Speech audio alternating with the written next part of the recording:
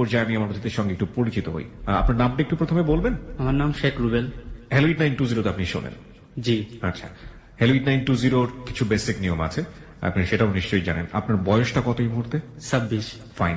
আপনি বর্তমানে থাকছেন কোথায়? আলটিমেটলি আমি সিঙ্গাপুরে। আপনি সিঙ্গাপুরে থাকেন, তার মানে আমরা বলতে পারি আপনি একজন প্রবাসী বাঙালি। এবং আপনি এখন থাকছেন কোথায়? এখন বর্তমানে আমার বাড়িতে বাসায় আছি। বাড়িটা কোথায়? মুন্সিগঞ্জ। মুন্সিগঞ্জে থাকছেন। প্রিয় শ্রোতা, আজকে আমরা একজন প্রবাসী বাঙালিকে এখানে পেয়েছি, যার জীবনের গল্প এখানে উপস্থাপন করা হবে। কিছুদিন আগে আমি টেক্সাস থেকে একটা ফোন পেয়েছিলাম, একজন আমেরিকান, মানে উনিও একজন প্রবাসী বাঙালি, যিনি তার জীবনের গল্প এখানে বলতে চান। আমি সেই বন্ধুটিকে জানি না এই এপিসোডটি আপনার শোনা হবে কিনা। আমি ফোনটা পেয়েছি, আপনার সঙ্গে আমি যোগাযোগ করব, কিন্তু আসলে ব্যাটে বলে হয়ে উঠছে না। ফোনের মাধ্যমেও যদি জীবনের গল্পটা আপনার উপস্থাপন করা সম্ভব হয়, তবুও আমি চেষ্টা করব আপনার জীবনের গল্পটা এখানে উপস্থাপন করবার। আর আপনি যদি এর মধ্যে বাংলাদেশে চলে এসে থাকেন, বিশেষ করে প্রবাসী বাঙালি যারা আছেন দেশের বাইরে, সেই সব বন্ধুদেরকে আমরা বলতে চাই, আপনারা ফোন করার কোনো দরকার নাই, আপনারা সরাসরি আমাদের এবিসি অফিসে চলে আসবেন এবং আমরা আমাদের কাজের ফাঁকে সময় বের করব, আপনাদের কথা আমরা শুনবো। আপনাদেরকে আমরা স্পেশালি প্রেফারেন্স দিতে চাই আমাদের হ্যালোইট 920 তে আপনাদের জীবনের গল্প প্রচার করবার জন্য। ওকে, চলুন ভাই, আমরা শুরু করতে চাই। কোথা থেকে শুরু করবেন? বাল্যকাল যে একদম আরামসে বলেন। হ্যাঁ, এই হ্যালোইট 920 হচ্ছে আপনার সবচেয়ে কাছের বন্ধু এই মুহূর্তে। আপনি যেভাবে কথা বলতে পছন্দ করেন আপনি সেভাবে বলেন, শুরু করুন। আমার যখন 1.5 বছর বয়স তখন আমার আব্বা মারা যায়। আচ্ছা। আমি পরিবারের সবার ছোট, আমরা 5 ভাই 1 বোন। 1.5 বছর বয়সে আমার আব্বা মারা যাওয়ার পর সংসারটা খুবই, আর্থিক অবস্থার দিকে খুবই দুর্বল ছিল। কি করতেন আপনার বাবা? আমার বাবা ছিলেন বাবুর্চি। আচ্ছা। তো আমাদের সংসারে সেই সমস্ত খুব টানাটানি ছিল। তারা নানার বাড়ি থেকে অনেক সাহায্য করতো, আমার মামা অনেক সাহায্য করতো। তো আমার স্কুল লাইফটা খুব কষ্টে জীবনযাপন করা হয়েছিল। দেখা যেত যে আমি স্কুলে গেছি, মাঝে মাঝে দেখা যায় আমার পকেটে 1 টাকাও থাকতো না। জি। আমাদের ওখানে আসতে নৌকার প্রয়োজন হয়, তো ওখান থেকে আসতে তো অনেক সমস্যা।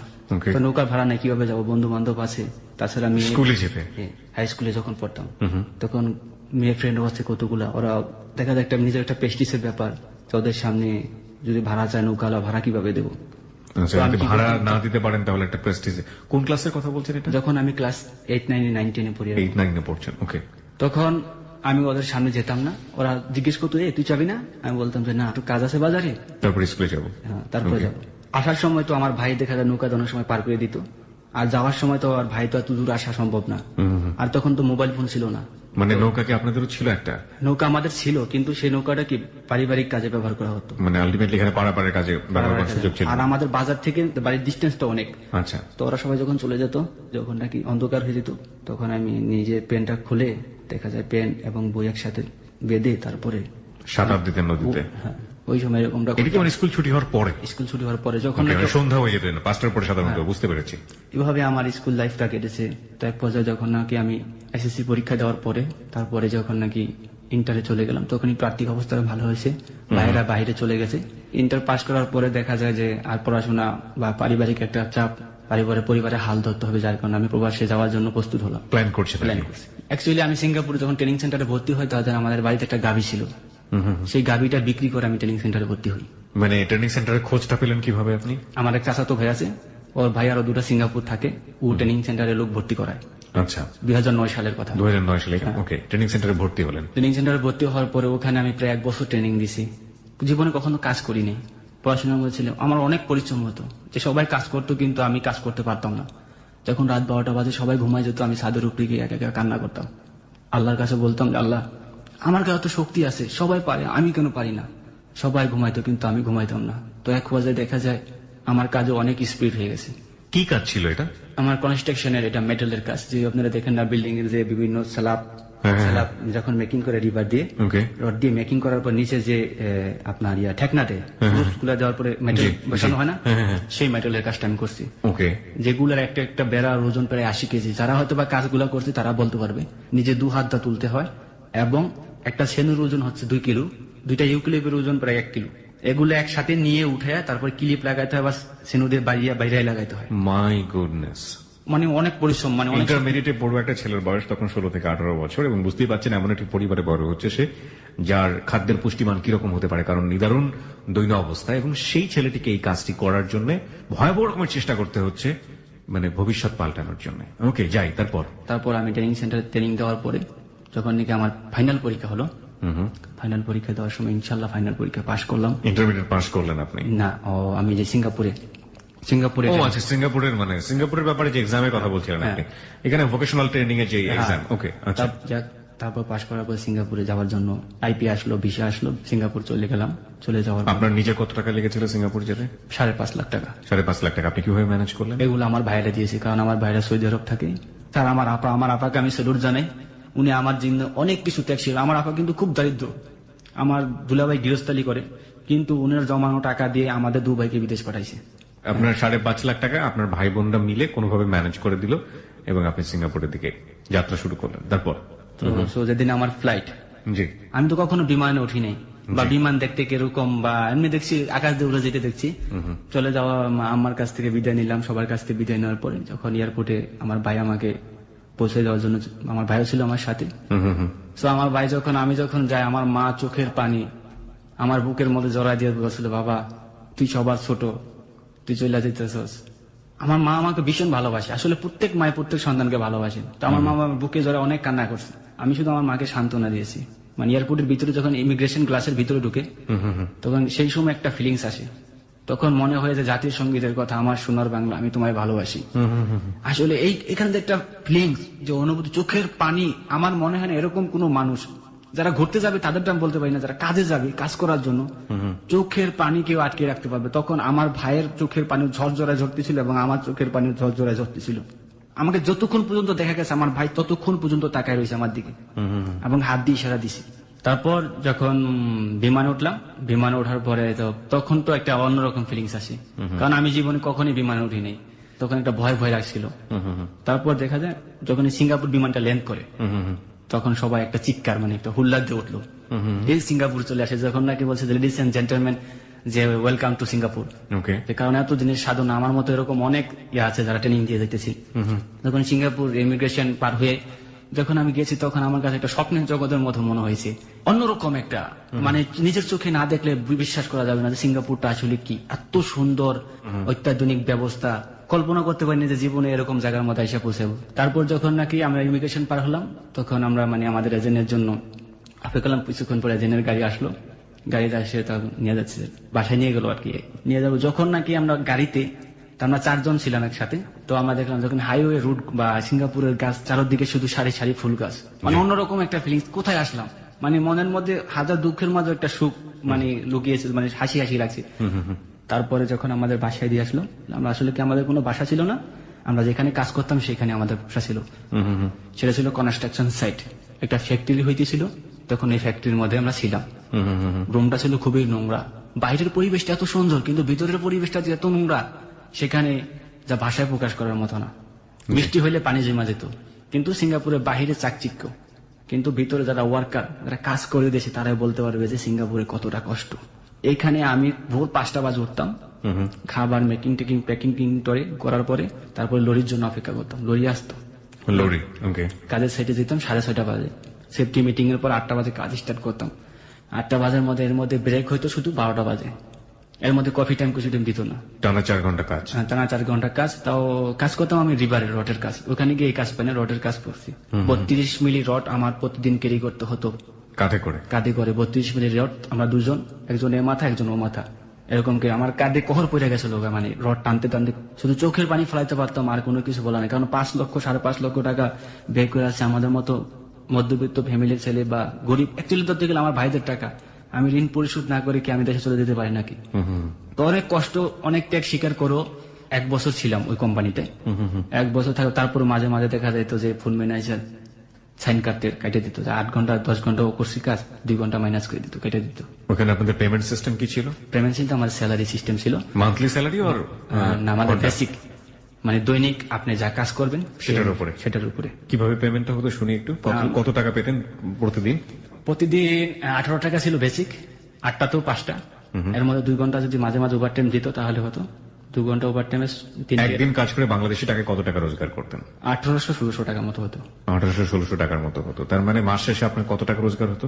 মাস শেষে দেখা যায় ওভার টাইম ভালো হলে কোনো মাসে 45-50 এরকম।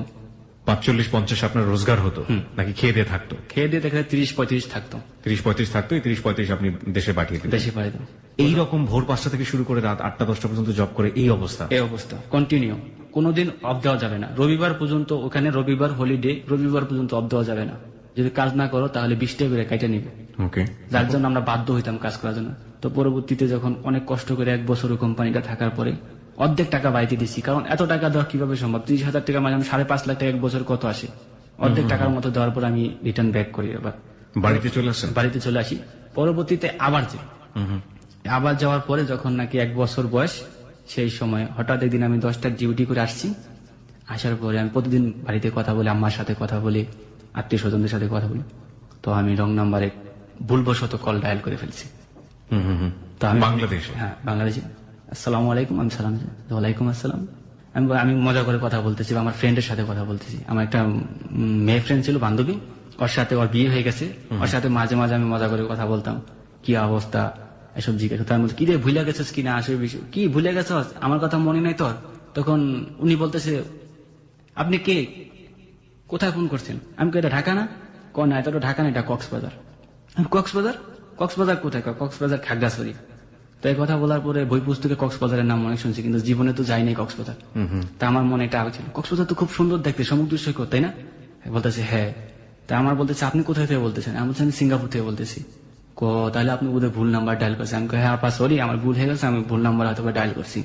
প্রিয় শ্রোতা, আমরা এই পর্যায়ে একটা বিরতি নিতে চাই। এই ভুল নাম্বারটা জীবনে কতটা সঠিক হয়ে এসছে, কিংবা এই ভুল নাম্বারের আসলে কোনো ভূমিকা আছে কিনা, সেটা আমরা মাত্র 3 মিনিট বিজ্ঞাপন বিরতির পরেই আমরা জানতে পারবো। আজকে আমরা স্পেশালি আপনাদেরকে বলছি, এই প্রথম হ্যালো 920-তে আমরা একজন প্রবাসী বাঙালিকে নিয়ে এসেছি, যিনি সিঙ্গাপুরে থাকেন। মূলত তার জীবনের যে গল্প, সেটা এখানে উপস্থাপিত হচ্ছে।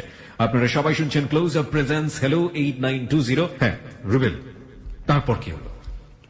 রং নাম্বারের কথা বলছিলেন।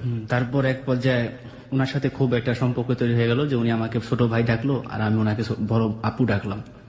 তো তারপর বড় আপু যখন ডাকছো, তখন আমার বলতেছি, তাহলে তো তুমি আমার আজকে থেকে ভাই হয়ে গেলা, তা তুমি আমার ছোট ভাই, তো মাঝে মাঝে আমাকে ফোন করো, ঠিক আছে, আপুর খবর টবর নিও। তখন আমি বললাম যে ঠিক আছে, আমি যখন ফ্রি হব আপনাকে তো ফোন দেবো, আর আপনি যদি আমার কথা মনে পড়ে তাহলে আমাকে মিস কল দিবেন।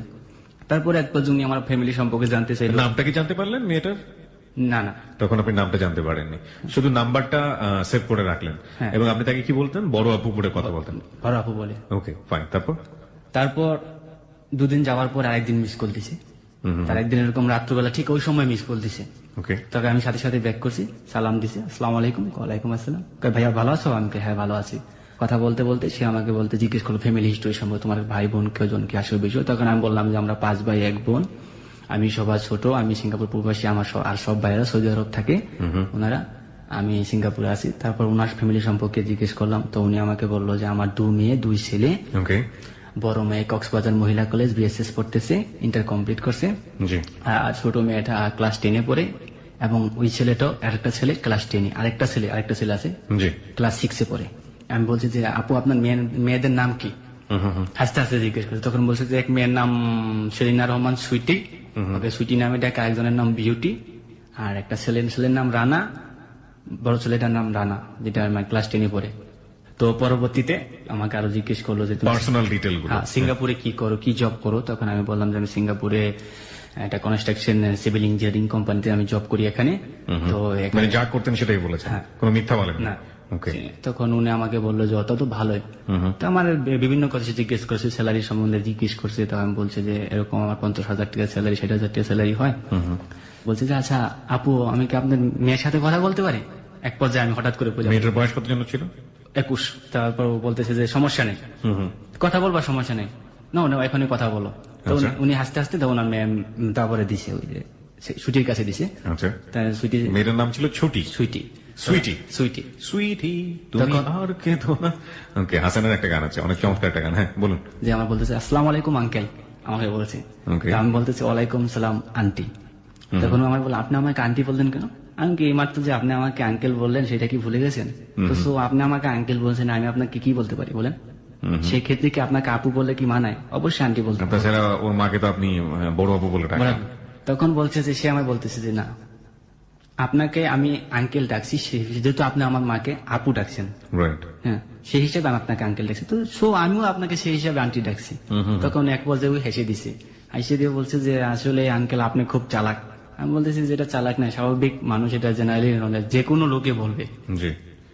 ও আমাকে নাম করলো যে আমার নাম সেলিনা রহমান সুইটি, কোন কলেজে কি কি পড়াশোনা কত দূর। ও বললো যে ইন্টার কমপ্লিট করছি, বিএসএস পড়তেছি কক্সবাজার মহিলা কলেজ। তখন আমাকে জিজ্ঞেস করলো যে আপনি কি, আমি বললাম যে আমি ইন্টার কমপ্লিট করে সিঙ্গাপুরে চলে আসছি। কত সালে ইন্টার কমপ্লিট করছেন? আমি বললাম 2009। ও বোধহয় ইন্টার কমপ্লিট করছে 8-এ। জি। কথাবার্তা বলতে বলতে এক পর্যায়ে দুজনের সাথে মানে খুব অন্যরকম ও আমাকে জিজ্ঞেস করলো যে আপনার ফ্যামিলি মেম্বার কে কে আছে। আমি ওকে জিজ্ঞেস করলাম যে তোমার ফ্যামিলি মেম্বার আসো বিশেষ। দেখলাম যে ওর মার সাথে A to Z সবকিছু মিল আছে। জি। ওর প্রথম যখন আমাকে কথা বলছে সেই সময় থেকে আমার কণ্ঠটা ভালো লেগে গেছিল। মানে আপনার কণ্ঠ ভালো লেগেছে তার? তার আমার কণ্ঠটা ভালো লেগেছে এবং ওর কণ্ঠটা আমার খুব ভালো লাগছিল। মানে ওরও কণ্ঠ আপনার ভালো লেগেছে? খুব মিষ্টি কণ্ঠ, মোবাইলে মানে খুব সুইট করে কথা বলতো।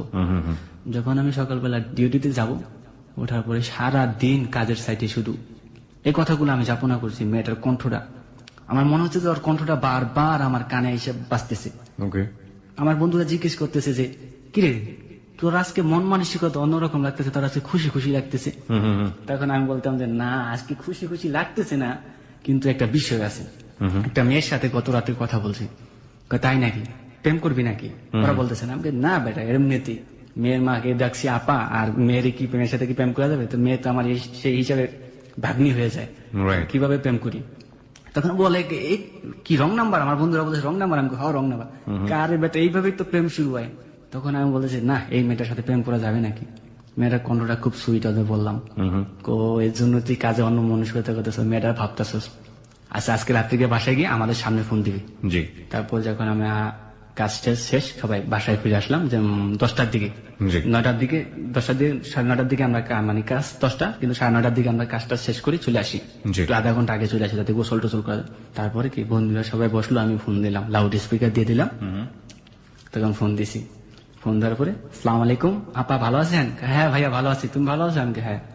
তারপর বললাম যে আপা আজকে তো আপনার সাথে ডাইরেক্ট বলতেছি, আপনার সাথে কথা বলার জন্য ফোন দিই নাই, আজকে সুইটি আন্টির সাথে কথা বলবো, কারণ আমার বন্ধুরা তার সাথে কথা বলতেছে। তো আসলে ওর মা আম্মু আমাকে এমনি খুব ভালো জানতো, বাবা ওর কাছেও আমার অনেক প্রশংসা করছে। তো পরবর্তী সমস্যা নাই, কথা বলো। তারপর ওর কাছে দিছে, সালাম দিছে, বললাম ওয়ালাইকুম আসসালাম। ওই আগের মতো ওই আঙ্কেল বলে সালাম দিছে। তখন আমি বলছি আচ্ছা তুমি আমাকে আঙ্কেল বলো, আমাকে কি আঙ্কেলের মতো মনে হয় তোমার? বয়স শুনে আমার বয়স মাত্র 24 বছর, তুমি আমাকে আঙ্কেল বলে ডাকো, এটা কি করে সম্ভব হয়? এইটা কি কাইটা ছিঁড়ে কিছু করা যায় না? কয় দেখেন আপনি আমার মাকে আপা ডাকছেন, এখন আমি আপনাকে কিভাবে ভাইয়া ডাকি বলেন? আপনি যদি আমার মাকে আন্টি ডাকতেন তাহলে আজকে আমি আপনাকে ভাইয়া ডাকতাম। আমি কই দেখো আমারও আঙ্কেলের বয়স না, তোমারও আন্টি শোনার বয়স না, সুতরাং আমাদের মাঝে এখানে একটা ডিস্টেন্স তৈরি হয়ে যেতেছে, আমি চাই না এই ডিস্টেন্সটা থাক। তো বলতেছে তো আপনি কি বলতে চান? আমি বলতে চাই যে আমরা দুজনে ফ্রেন্ড হতে চাই। আমার বন্ধুরা শুনতেছে, আমার বন্ধুরা ওরা আমার বলে দিতেছে কিভাবে কথা গুছায় বলতে হবে। তো এক পরিবর্তিতে আমার বন্ধুরা বলতেছি, ওদের কথাগুলো রিপিট করে বলতেছি।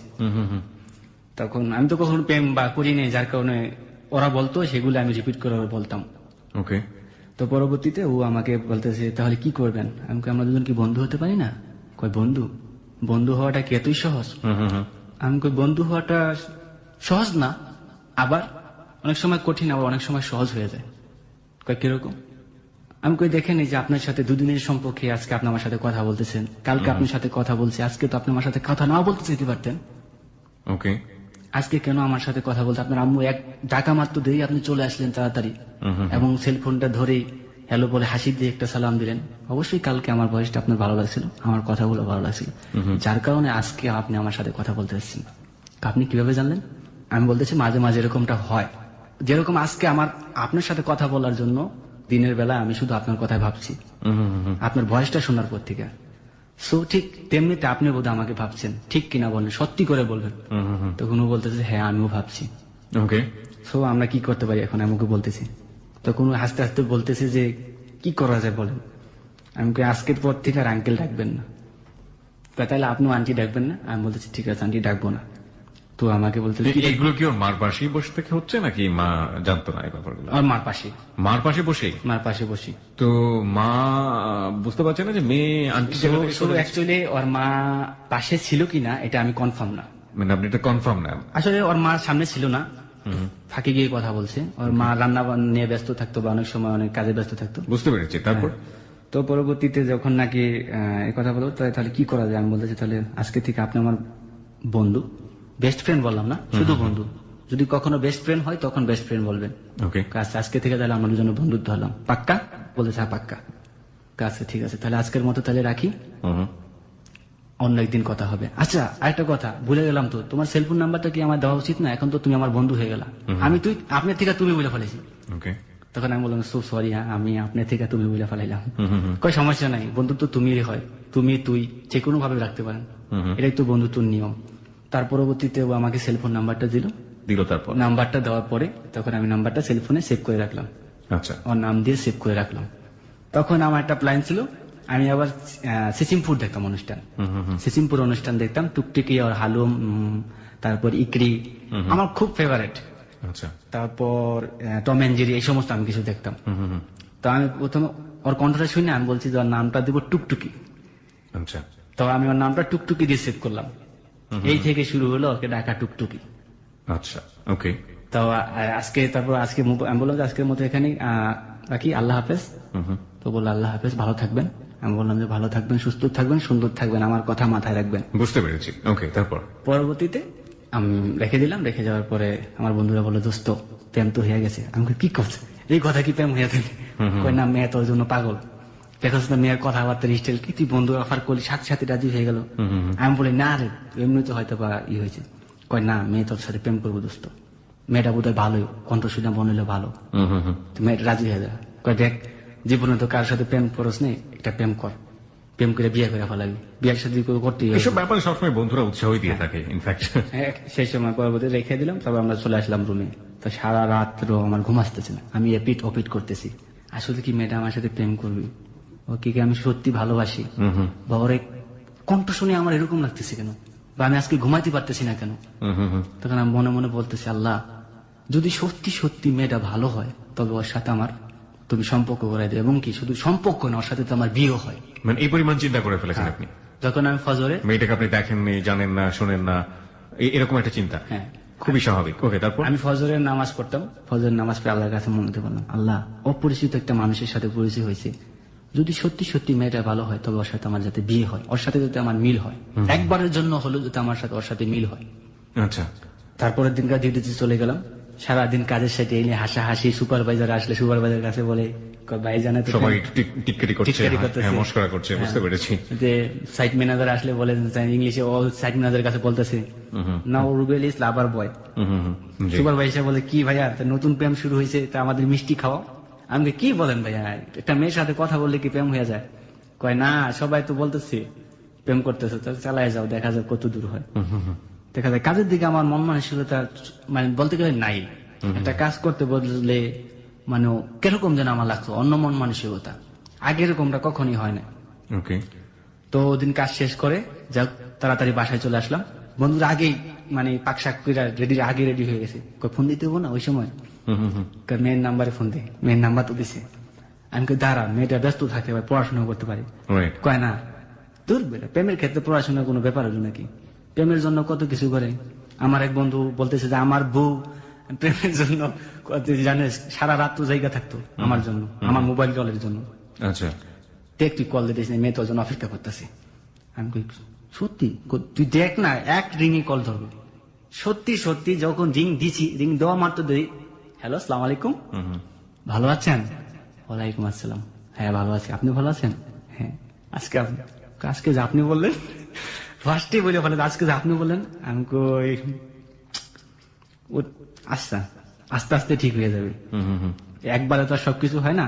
তো পরবর্তীতে ও আমাকে বললো যে কি দিয়ে খাওয়া দাওয়া করছেন। আমি বললাম যে আজকে গরুর মাংস পাকাইছি। আপনি কি নিজে পাক করেন? আমি হ্যাঁ আমি নিজে পাক করি, আমি খুব ভালো পাক করতে পারি। যাক আপনার সাথে যার বিয়ে হবে সে তো তাহলে খুব সুখী, কারণ তার পাক করতে হবে না। মহিলারা তো পাক জিনিসটার খুব ভয় মনে করে। তা আপনি রান্না বান্না করতে পারেন? আমি বলতেছি না, আমি শুধু রান্না বান্না না, কাপড় চোপড় ধোয়া ইত্যাদি, আয়রন করা, সবকিছু আমি সবকিছু পারি। কারণ আমি ছোটবেলা থেকে নিজের কাপড় চোপড় নিজে ধুই, স্কুলের ড্রেস সহকারে। আমার আম্মাকে কখনো বলতাম না, আমার আম্মা খুব বয়স্ক মানুষ, আর আমার জামা কাপড় আমি নিজে আয়রন করতাম। নিজের জামা কাপড়টা নিজে ধুলে পরিষ্কার হয় বেশি, কারণ কলারের কোন ভিতরে দাগটা ভরছে আপনি বলতে পারেন যে আপনার দাগটা কোথায়। তাই কথা বলার পরে হ্যাঁ এটা কথাটা ঠিক বলছেন, অন্যের উপর ডিপেন্ড করা ঠিক না যে কোনো বিষয়।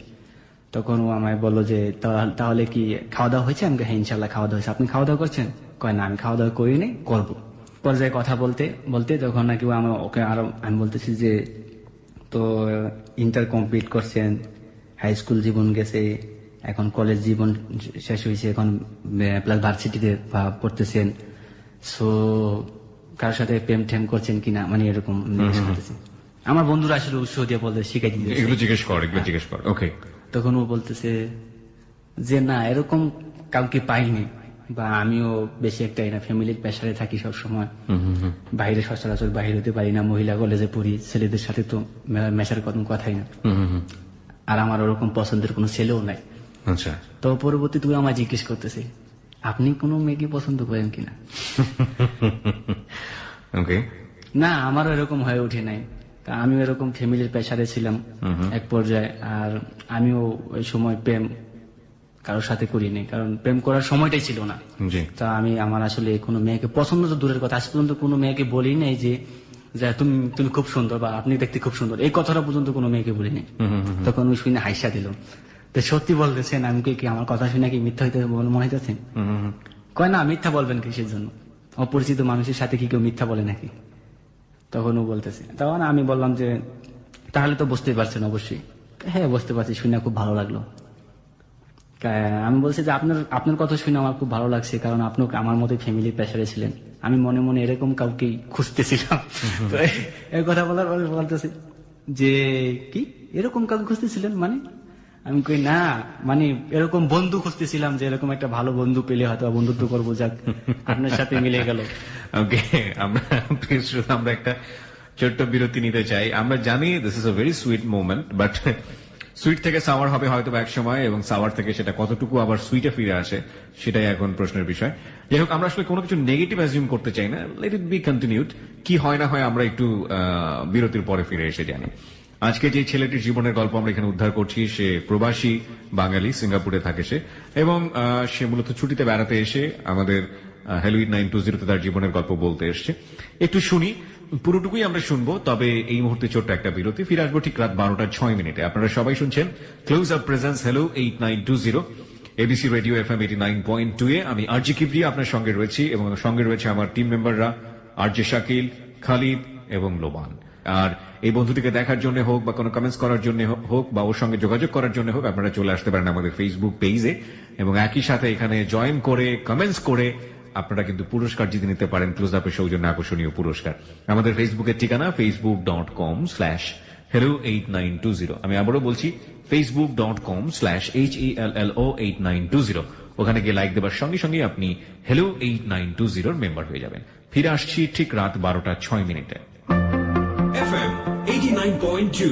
প্রিয় শ্রোতার সময় এখন রাত 12:06। আপনারা সবাই শুনছেন close up presence hello 8920 ABC radio FM 89.2 এ। আমি আরজি কিবরিয়া আপনার সঙ্গে রয়েছি, এবং সঙ্গে রয়েছে আমার টিম মেম্বাররা আরজে শাকিল, খালিদ এবং লোবান। সঙ্গে রয়েছে আমাদের বন্ধু রুবেল, যে কিনা সিঙ্গাপুর থেকে বাংলাদেশে এসছে ছুটিতে বা কোনো কাজে, এবং সেই সময় তার জীবনের গল্প বলার জন্য এখানে এসছে। সে অর্থে আমরা বারবারই বলছি, রুবেল হচ্ছে একজন প্রবাসী বাঙালি। এই প্রথম কোন প্রবাসী বাঙালির জীবনের গল্প আজকে আমরা হ্যালো 8920 প্রচার করছি। সেই অর্থে আমরা বলতে পারি it's really nice, we feel proud for this story. Okay, ওর কাছেই ফিরবো, তবে তার আগে আপনাকে একটু বলি, আপনি যদি আপনার জীবনের গল্প হ্যালো 8920 এসে বলতে চান লাখো মানুষের কাছে, হয়তো কিছুই করতে পারবো না আপনার জন্য, কিন্তু আপনাকে একটু বেটার ফিল দিতে পারবো যে না, আপনার জীবনের গল্প লাখ লাখ মানুষের কানে পৌঁছে গেছে। এবং শুধু তাই না, এই জীবনের গল্প সারাটা জীবন এবিসির আর্কাইভে থেকে যাবে। অর্থাৎ আমরা হয়তো একদিন হারিয়ে যাব, আপনি হয়তো একদিন হারিয়ে যাবেন, কিন্তু এবিসির আর্কাইভে আপনার জীবনের গল্প সারাটা জীবন থেকে যাবে। এবং এই গল্পটি মানুষ হয়তো 100 বছর পরে হলেও আপনার জীবনের গল্প শুনতে পারবে। এটা কিন্তু একটা অসাধারণ পাওয়া। সেই জায়গাটা থেকে আপনি যদি মনে করেন আপনার জীবনের গল্প আপনি হ্যালো 8920 এসে বলবেন, এবং সেটা সত্যি সত্যি মানুষকে কিছু না কিছু শেখাতে পারবে ইন এ পজিটিভ সেন্স, আপনি আমাদের এখানে আসতে পারেন। ফাইন, ফিরছি আমরা। তারপর আপনি কোনো না কোনো ভাবে বলেই ফেলেছেন যে আমি তো এরকম একটা মেয়ে খুঁজছিলাম, তাই না? মেয়েটার নাম ছিল সুইটিকে। হ্যাঁ, তারপর এক পর্যায়ে ওকে আমি আর জিজ্ঞেস করলাম যে আচ্ছা, তোমার কি কি সবচেয়ে বেশি পছন্দের জিনিস? না, আপনি আগে বলেন আপনার কি কি বেশি পছন্দ। ওকে, আমি কই না, আমি আগে প্রশ্ন করছি, আগে উত্তর দাও। তো আমায় বললো যে আমি সবচেয়ে বেশি পছন্দ করি সিম্পল, হালুমকে আমার বেশি পছন্দ হয়। এটা আপনি বলছেন? না, ও বলছেন। ও ওকে টুকটুকি এবং ইকরি এদেরকে আমার পছন্দ খুব। ওকে। তাই নাকি? বলতেছে হ্যাঁ। আর কি? আর টম এন্ড জেরি। আর কি কি পছন্দ? ও বলতেছে যে খাদ্যের দিক দিয়ে আমার সবচেয়ে প্রিয় মাছ ইলিশ। বড় মাছ ছাড়া আমি ভাত খেতে পারি না। আর এমনি সবজির মধ্যে পুঁই শাক, পটল, বিভিন্ন কিছু বলতেছে, সে ফুলকপি, বাঁধাকপি। তারপর এক পর্যায়ে আমি বললাম যে আচ্ছা আপনার দুটো পছন্দের সাথে আমার একদম মিলে গেছে। তো বলতেছে কি? সিসিমপুর আর একটা হচ্ছে টম এন্ড জেরি। এবং আমার বলতেছে যে সিসিমপুরের মধ্যে আপনার সবচেয়ে বেশি ফেভারিট কে? আমি কই টুকটুকি। আচ্ছা। টুকটুকিটাকে আমার খুব বেশি ভালো লাগে। ও আমার বলতেছে তাই নাকি? ও বলতেছে আমার পছন্দ হালুম। আমি বলতেছি তাই নাকি? আপনার নামটা কিন্তু আমি টুকটুকি দিয়ে সেভ করছি। কি বললেন? আমি কি টুকটুকির মতো ছোট নাকি? না, কিন্তু আমি আপনার নামটা টুকটুকি দিয়ে সেভ করছি, কারণ টুকটুকি আমার ভীষণ পছন্দ। টুকটুকি যদি ওরকম হতো না, তাহলে টুকটুকিকে আমি বিয়ে করে ফেলতাম। বুঝতে পেরেছি, টুকটুকির উপর দিয়ে সবকিছু মেরে দিচ্ছেন। হ্যাঁ। তার পরবর্তীতে ও বলতেছে যে হালুমকে আমার ভীষণ পছন্দ, হালুম যদি মানুষ হতো আমি ওকে বিয়ে করে ফেলতাম। তো এক পর্যায়ে বলতেছে যে যেহেতু আপনি আমার নামটা টুকটুকি দিয়ে সেভ করছেন, তাহলে আপনার নামটা আমি হালুম দিয়ে সেভ করবো। ততদিনে আপনার বড় আপু কোথায় গেল? মানে ওর মার সাথে কি কথাবার্তা হয়? ওর মার সাথে অরিজিনাল কথাবার্তা বন্ধ হয়ে গেছে অলরেডি। এখন আর মার সাথে কথাবার্তা হয় না।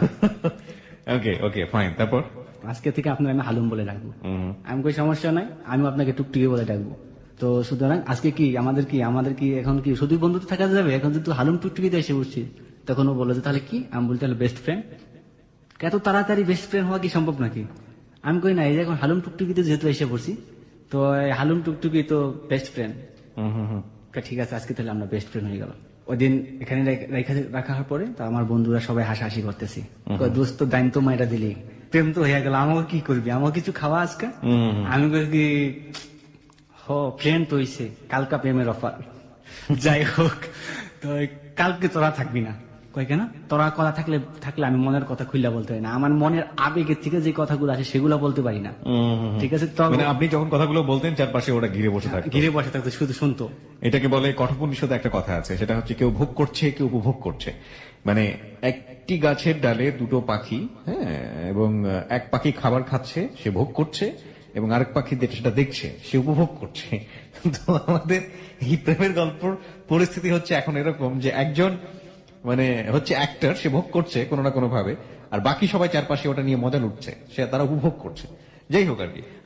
তারপর আমি ওদের জন্য ঠান্ডা কোল্ড ড্রিঙ্ক এসব নিয়ে আসলাম। ড্রিঙ্ক করার পর সবাই রুমে চলে গেলাম। রুমে চলে ঘুমায় পড়লো ওরা, কিন্তু আমার তো ঘুম আসতেছে না। জি। মানে আমার এরকম মনে হইতেছে যেন যে ওকে আমি 1000 বছর ধরে চিনি, ওকে কখনো দেখি নাই। কল্পনা করতেছি যে একটা মেয়েকে দেখি নাই, তার প্রতি এতটা ইমোশনাল হয়ে গেল। না দেখে এরকম ইমোশনাল হওয়াটা, মেয়েটাকে দেখা উচিত। আমার তো মনে হয় মেয়েটাকে আমি ভালোবাসা ফেলাইছি। আমি নিজে নিজে প্রশ্ন করতেছি এবং নিজে নিজে রাত্রে ভাবতেছি। তখন আমি এক পর্যায়ে চিন্তা করলাম যে না, এতটা ইমোশনাল ভাবে এত দূরত্ব আগানো যাবে না, নিজেকে একটু শক্ত করতে হবে। কারণ আগে মেয়ের মুভমেন্টটা জানতে হবে। যদি আমি ওকে অফার করি বা প্রপোজ করি বা অফার করার যদি নট অ্যাকসেপ্টেবল জানিয়ে দিল, শুধু বন্ধুত্বের মাঝে রাখলো, এটা আমি অপমানিত প্লাস আমার মন ভাঙ্গা হয়ে যাবে। সুতরাং এই জিনিসটা বলার আগে আমি ওকে আরো ট্রাই করতে চাই যে ও আসলে কি আমাকে অরিজিনালি মন থেকে ভালোবাসে কিনা। তো রাত্রে এগুলা ভাবার পরে তো এক পর্যায়ে ঘুমিয়ে পড়ছি। প্রত্যেক দিনের মতোই আমি ফজরের নামাজ পড়ি। আজকেও নামাজ পড়ে আল্লাহর কাছে তখন, আল্লাহ হয়তোবা তুমি আমার দোয়াটা কবুল করছো, মেয়েটা আমার প্রতি খুব হাসি সুলভ কথা বলে এবং ও হয়তোবা আমাকে মনে মনে লাইক করে বা আমাকে দেখে না, আমি ওকে দেখি না। আল্লাহ যদি সত্যি ও ভালো মেয়ে থাকে এবং আমাকে ভালো মনে করে, তাহলে আমাদের দুজনের জুটি তুমি মিলাই দাও। এর মাঝখানে কি আপনি একবার জিজ্ঞেস করেছেন যে আপনি দেখতে কেমন? ওকে জিজ্ঞেস করেছে যে আপনি দেখতে কেমন? সেটা পরবর্তীতে জিজ্ঞেস করছি। মানে এই সময় পর্যন্ত জিজ্ঞেস এই সময় পর্যন্ত জিজ্ঞেস করেনি। আচ্ছা আচ্ছা। তো পরবর্তীতে এরকম ডিউটিতে যেতাম, তো দৈনিক এরকম সবাই আমার সাথে মানে যতদিন মানে ছিল আমাকে সবাই আমাকে সবাই বেশি ভালোবাসতো। বসও খুব লাইক করতো, আমার সবসময় বলতো যে ইয়াং ম্যান, খুব ভালোবাসতো বসে। বসে হয়তো যে ঠিক আছে সেফটি অনুসারে কাজ করবা তুমি সবসময়। আমি শুনতেছি নাকি তুমি বিয়ে করবে নাকি প্রেম টেম, সবাই কোম্পানির সবাই বলতেছে। আমি বলেছি বস না, এগুলো মিথ্যা কথা বলতেছে ওরা, আসলে স্যার আমার নামে বাড়িয়ে বলতেছে।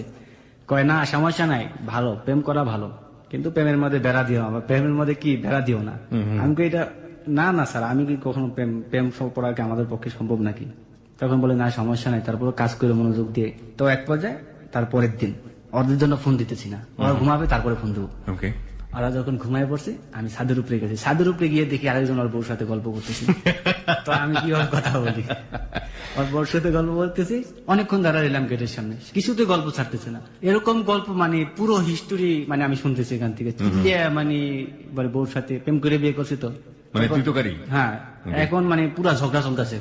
ওকে, তখন আমি এখানে বসে থাকলে ও তো ঘুমায় পারবো, তাহলে আমার কথার বাবাটা বেজে যাবো। সাথে সাথে নিচে আসলাম, পাশে একটা গার্ডেন ছিল, গার্ডেনের মধ্যে বসে ফোন দিলাম। অলরেডি ও আমাকে 3টা মিস কল দিয়ে দিছে, ওই সময় 3টা মিস কল দিছে। ফোন দিছি, রিং ধরে না, কাইটা দিছি, রিং ধরে না। কি আমার ভুল বুঝলো নাকি? ওকে, তো 3বার রিং দেওয়ার পর ধরছে। আজকে সালাম টালাম কিছু নেই, আমি বলছি আসসালামু আলাইকুম, মরা কণ্ঠে ওয়ালাইকুম আসসালাম এরকম করে বলতেছে। আমি কই, আজকে কণ্ঠ সুরটা দেন কিরকম লাগতেছে? আপনাকে আমি কতগুলো মিস কল দিছি এবং ডাইরেক্ট কল দিছি, আপনি কেন রিসিভ করলেন না? আমি কই, দেখা আমি কিভাবে রিসিভ করবো, আমার বন্ধুরা আমাকে বিরক্ত করতেছিল, ওরা ঘুমাইছে। আর ছাদের উপরে গেছি, দেখি ওখানে আমার এক বন্ধু আর বউর সাথে গল্প করতেছে, সেই কি যুদ্ধ, তুমুল যুদ্ধ। তারপর অনেক বুঝিয়ে টুজিয়ে কয়, না এরকম যেন আর কখনো না হয়, বেস্ট ফ্রেন্ডের ইয়ে তো বোঝেনি, প্রত্যেকদিন আমার সাথে কথা বলতে হবে, ওকে, কোনো সমস্যা নেই। তখন ও আমায় বলতেছে যে আজকে কি দিয়ে খাওয়া দাওয়া করছেন। প্রত্যেকদিন আমার আসলে খাওয়া দাওয়ার কথা জিজ্ঞেস করতো, কি দিয়ে খাওয়া দাওয়া করছেন, কি আসলে বিষয় সবকিছু জিজ্ঞেস করতো, বাড়িতে ফোন করছেন কিনা, আম্মার সাথে কথা বলছেন কিনা, এগুলা সব পার্ট বাই পার্ট আমায় জিজ্ঞেস করতো। ওকে, তখন আমাকে বলতেছি যে আজকে তো আমি কিছু কথা বলার জন্য আসছি, আজকে আমার বন্ধুরা নেই, আজকে তোমার সাথে কিছু ইম্পর্টেন্টলি ইমোশনাল যে বিষয়গুলো সেই বিষয়গুলো কথা বলবো। কয়, কি বিষয়? আমি কই, শোনো, তারপর বলতেছি, আমাকে তোমার কেমন লাগে? আপনাকে তো দেখি নাই, কথা শুনে কেমন লাগে? কথা শুনে তো মনে হয় আপনি একটা ভালো ছেলে। যদি কথা শুনে আমাকে মনে হয় ভালো ছেলে, তো সেই দিক বিবেচনা করে এখন আমি যদি তোমাকে কোনো অফার করি কোনো বিষয়, তুমি কি অ্যাকসেপ্ট করবে? তো কিরকম বিষয়? যদি অ্যাকসেপ্ট করার মতো হয় তাহলে অ্যাকসেপ্ট করব। আমি কই, দেখো, ভালো লাগা ভালোবাসা এই দুইটা জিনিস ভিন্ন জিনিস। ওকে, আজকে কিন্তু কথাগুলো আমার ফ্রেন্ডরা বলতেছেন, আজকে আমার নিজের ভাষায় বলতেছি। জি, আজকে যা বলবো সম্পূর্ণ মনের কথা, কারণ গত 2টা রাত্র আমি তোমার জন্য ঘুমাতে পারিনি। ও বলতেছে আমিও ঘুমাতে পারিনি। আমি কই, কেন তুমি ঘুমাতে পারনি? জানি। ও বলতেছে জানি না তো। আমি বলতেছে আপনি কেন ঘুমাতে পারেননি? আমি বলতেছি আমি কেন ঘুমাইতে পারিনি, আমি শুধু তোমার কথা ভাবছি, এবং কি কাজে গেল, কাজ আমার মন বসে না, তার জন্য আজকে তোমাকে সবকিছু বলে দিব। কারণ তোমার সাথে আমার অল্প কিছু দিনের পরিচয়ের মধ্যে এরকম হয়ে যাবে আমি ভাবতে পারিনি। আর তোমার প্রথম যেদিন আমি বয়স শুনছি সেদিন থেকে আমার তোমার ভালো লেগে গেছে। মাইরি বলতেছি। তখন ও কিছুটা চুপ করে শুনতেছে। আমি বলতে, শুনতেছি? হ্যাঁ, কথাগুলো শুনতেছি, বলো। ও আমার তখন তুমি করে বলে ফেলেছে যে কথাগুলো শুনতেছি, বলো। তখন আমি হাসিয়া দিছি। আমার বলতেছে হাসলা কেন? আমি কই, মাত্র তুমি আমায় তুমি বলছো। তখন বলছো ও সরি। আমি কই, সরি বলার কিছু নেই, এখন যে তুমি বলছো এই তুমি সারা জীবন থাকতে হবে। ঠিক আছে, আচ্ছা তুমি কি বলতে চাও বলো। তখন আমি ওকে বললাম যে দেখো, ভালোবাসি মুখে বললেই ভালোবাসা হয় না, আর এক এক মানুষের মন এক এক রকম। তুমি আমাকে কেমন মনের মাঝে কল্পনা করছো আমি জানি না, আমি তোমাকে মনের মাঝে কেমন কল্পনা করছি তুমি জানো না। আজকে আমরা দুজনে এই বিষয়ে কথা বলবো, যার যেরকম মন্তব্য সে সেরকম বলবে। যদি আমাদের সম্পর্কটা যদি তৈরি না হয়, কিন্তু আমাদের মাঝে বন্ধুত্বটা সারা জীবন থেকে যাবে, সারা জীবনের জন্য। ওকে, তখন ও আমায় বলল হ্যাঁ, বন্ধুত্বের অন্তর থাকবে। তখন ও আমায় জিজ্ঞেস করতেছে আপনি দেখতে কিরকম? আমি লম্বায় 5 ফুট 7 ইঞ্চি আছি, 7 ইঞ্চি একটু কম।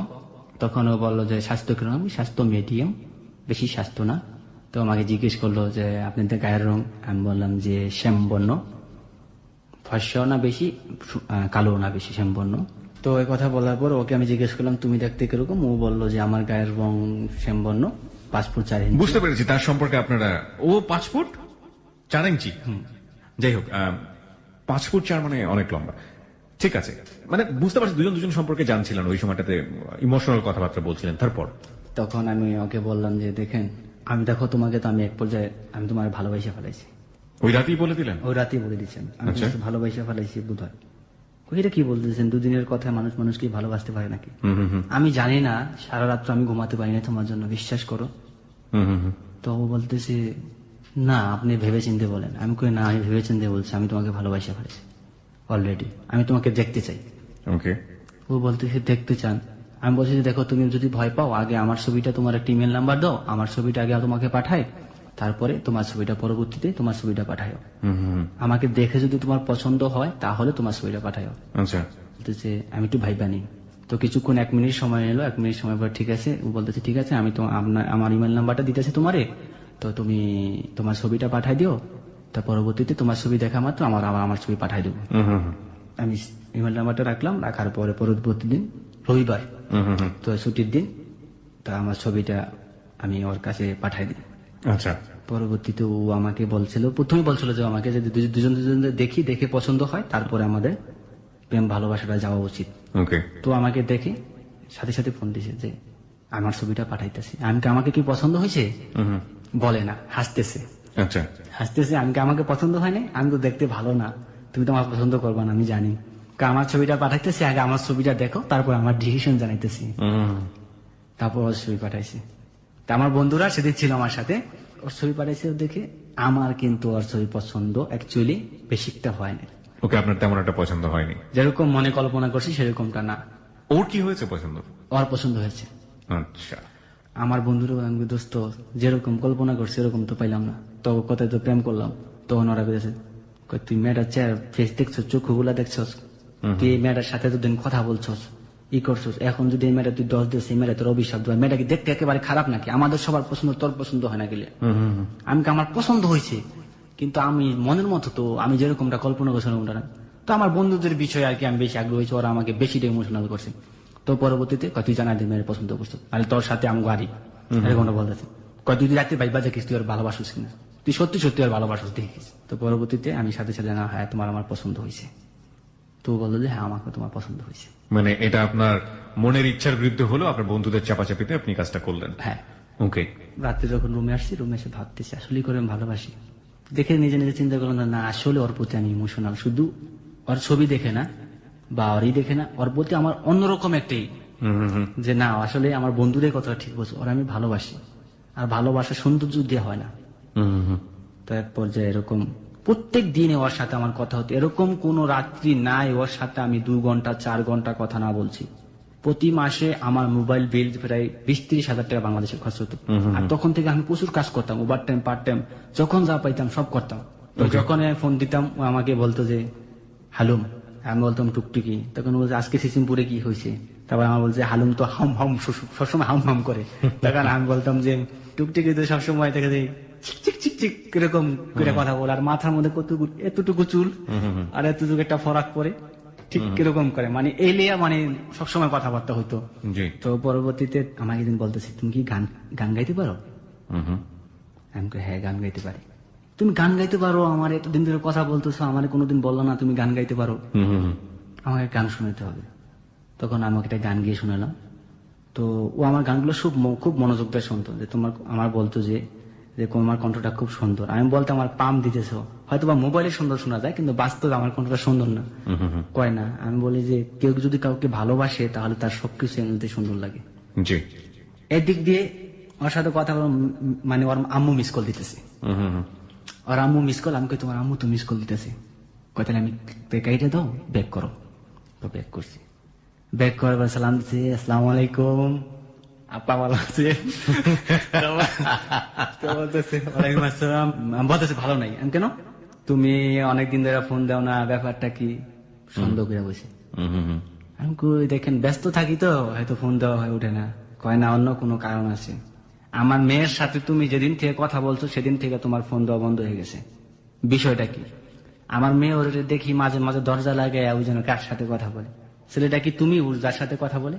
কি বলতেছেন আপা, আপনি কথা বললেন আমি আপনার মেয়ের সাথে কথা বলবো, এটা কোনো কথা হইলো? আপনি আমাকে এরকম অবিশ্বাস করতেছেন। অবিশ্বাস করতেছি না অ্যাকচুয়ালি, কিন্তু আমার মনে হইতেছে তুমি ওর সাথে কথা বলো। দেখো তোমাকে একটা কথা বলে দে ভাই, আমার সোনার সংসারে তুমি আগুন দিও না, আমি সুখে আছি, তুমি আমার সুখটুকু কেড়ে নিও না। মানে এই ধরনের কথা আপনাকে বলে? এই ধরনের কথা বলেন।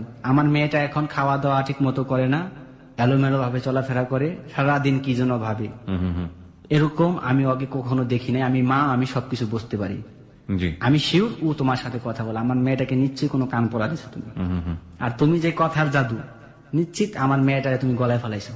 তো আজকে কিন্তু উনি আমার সাথে অনেক বলতে গেলে খারাপ ব্যবহার করতেছে, যে নেক্সট টাইম আমার মেয়ের সাথে কথা বলবা না, আমার মোবাইলে ফোন দিবা না।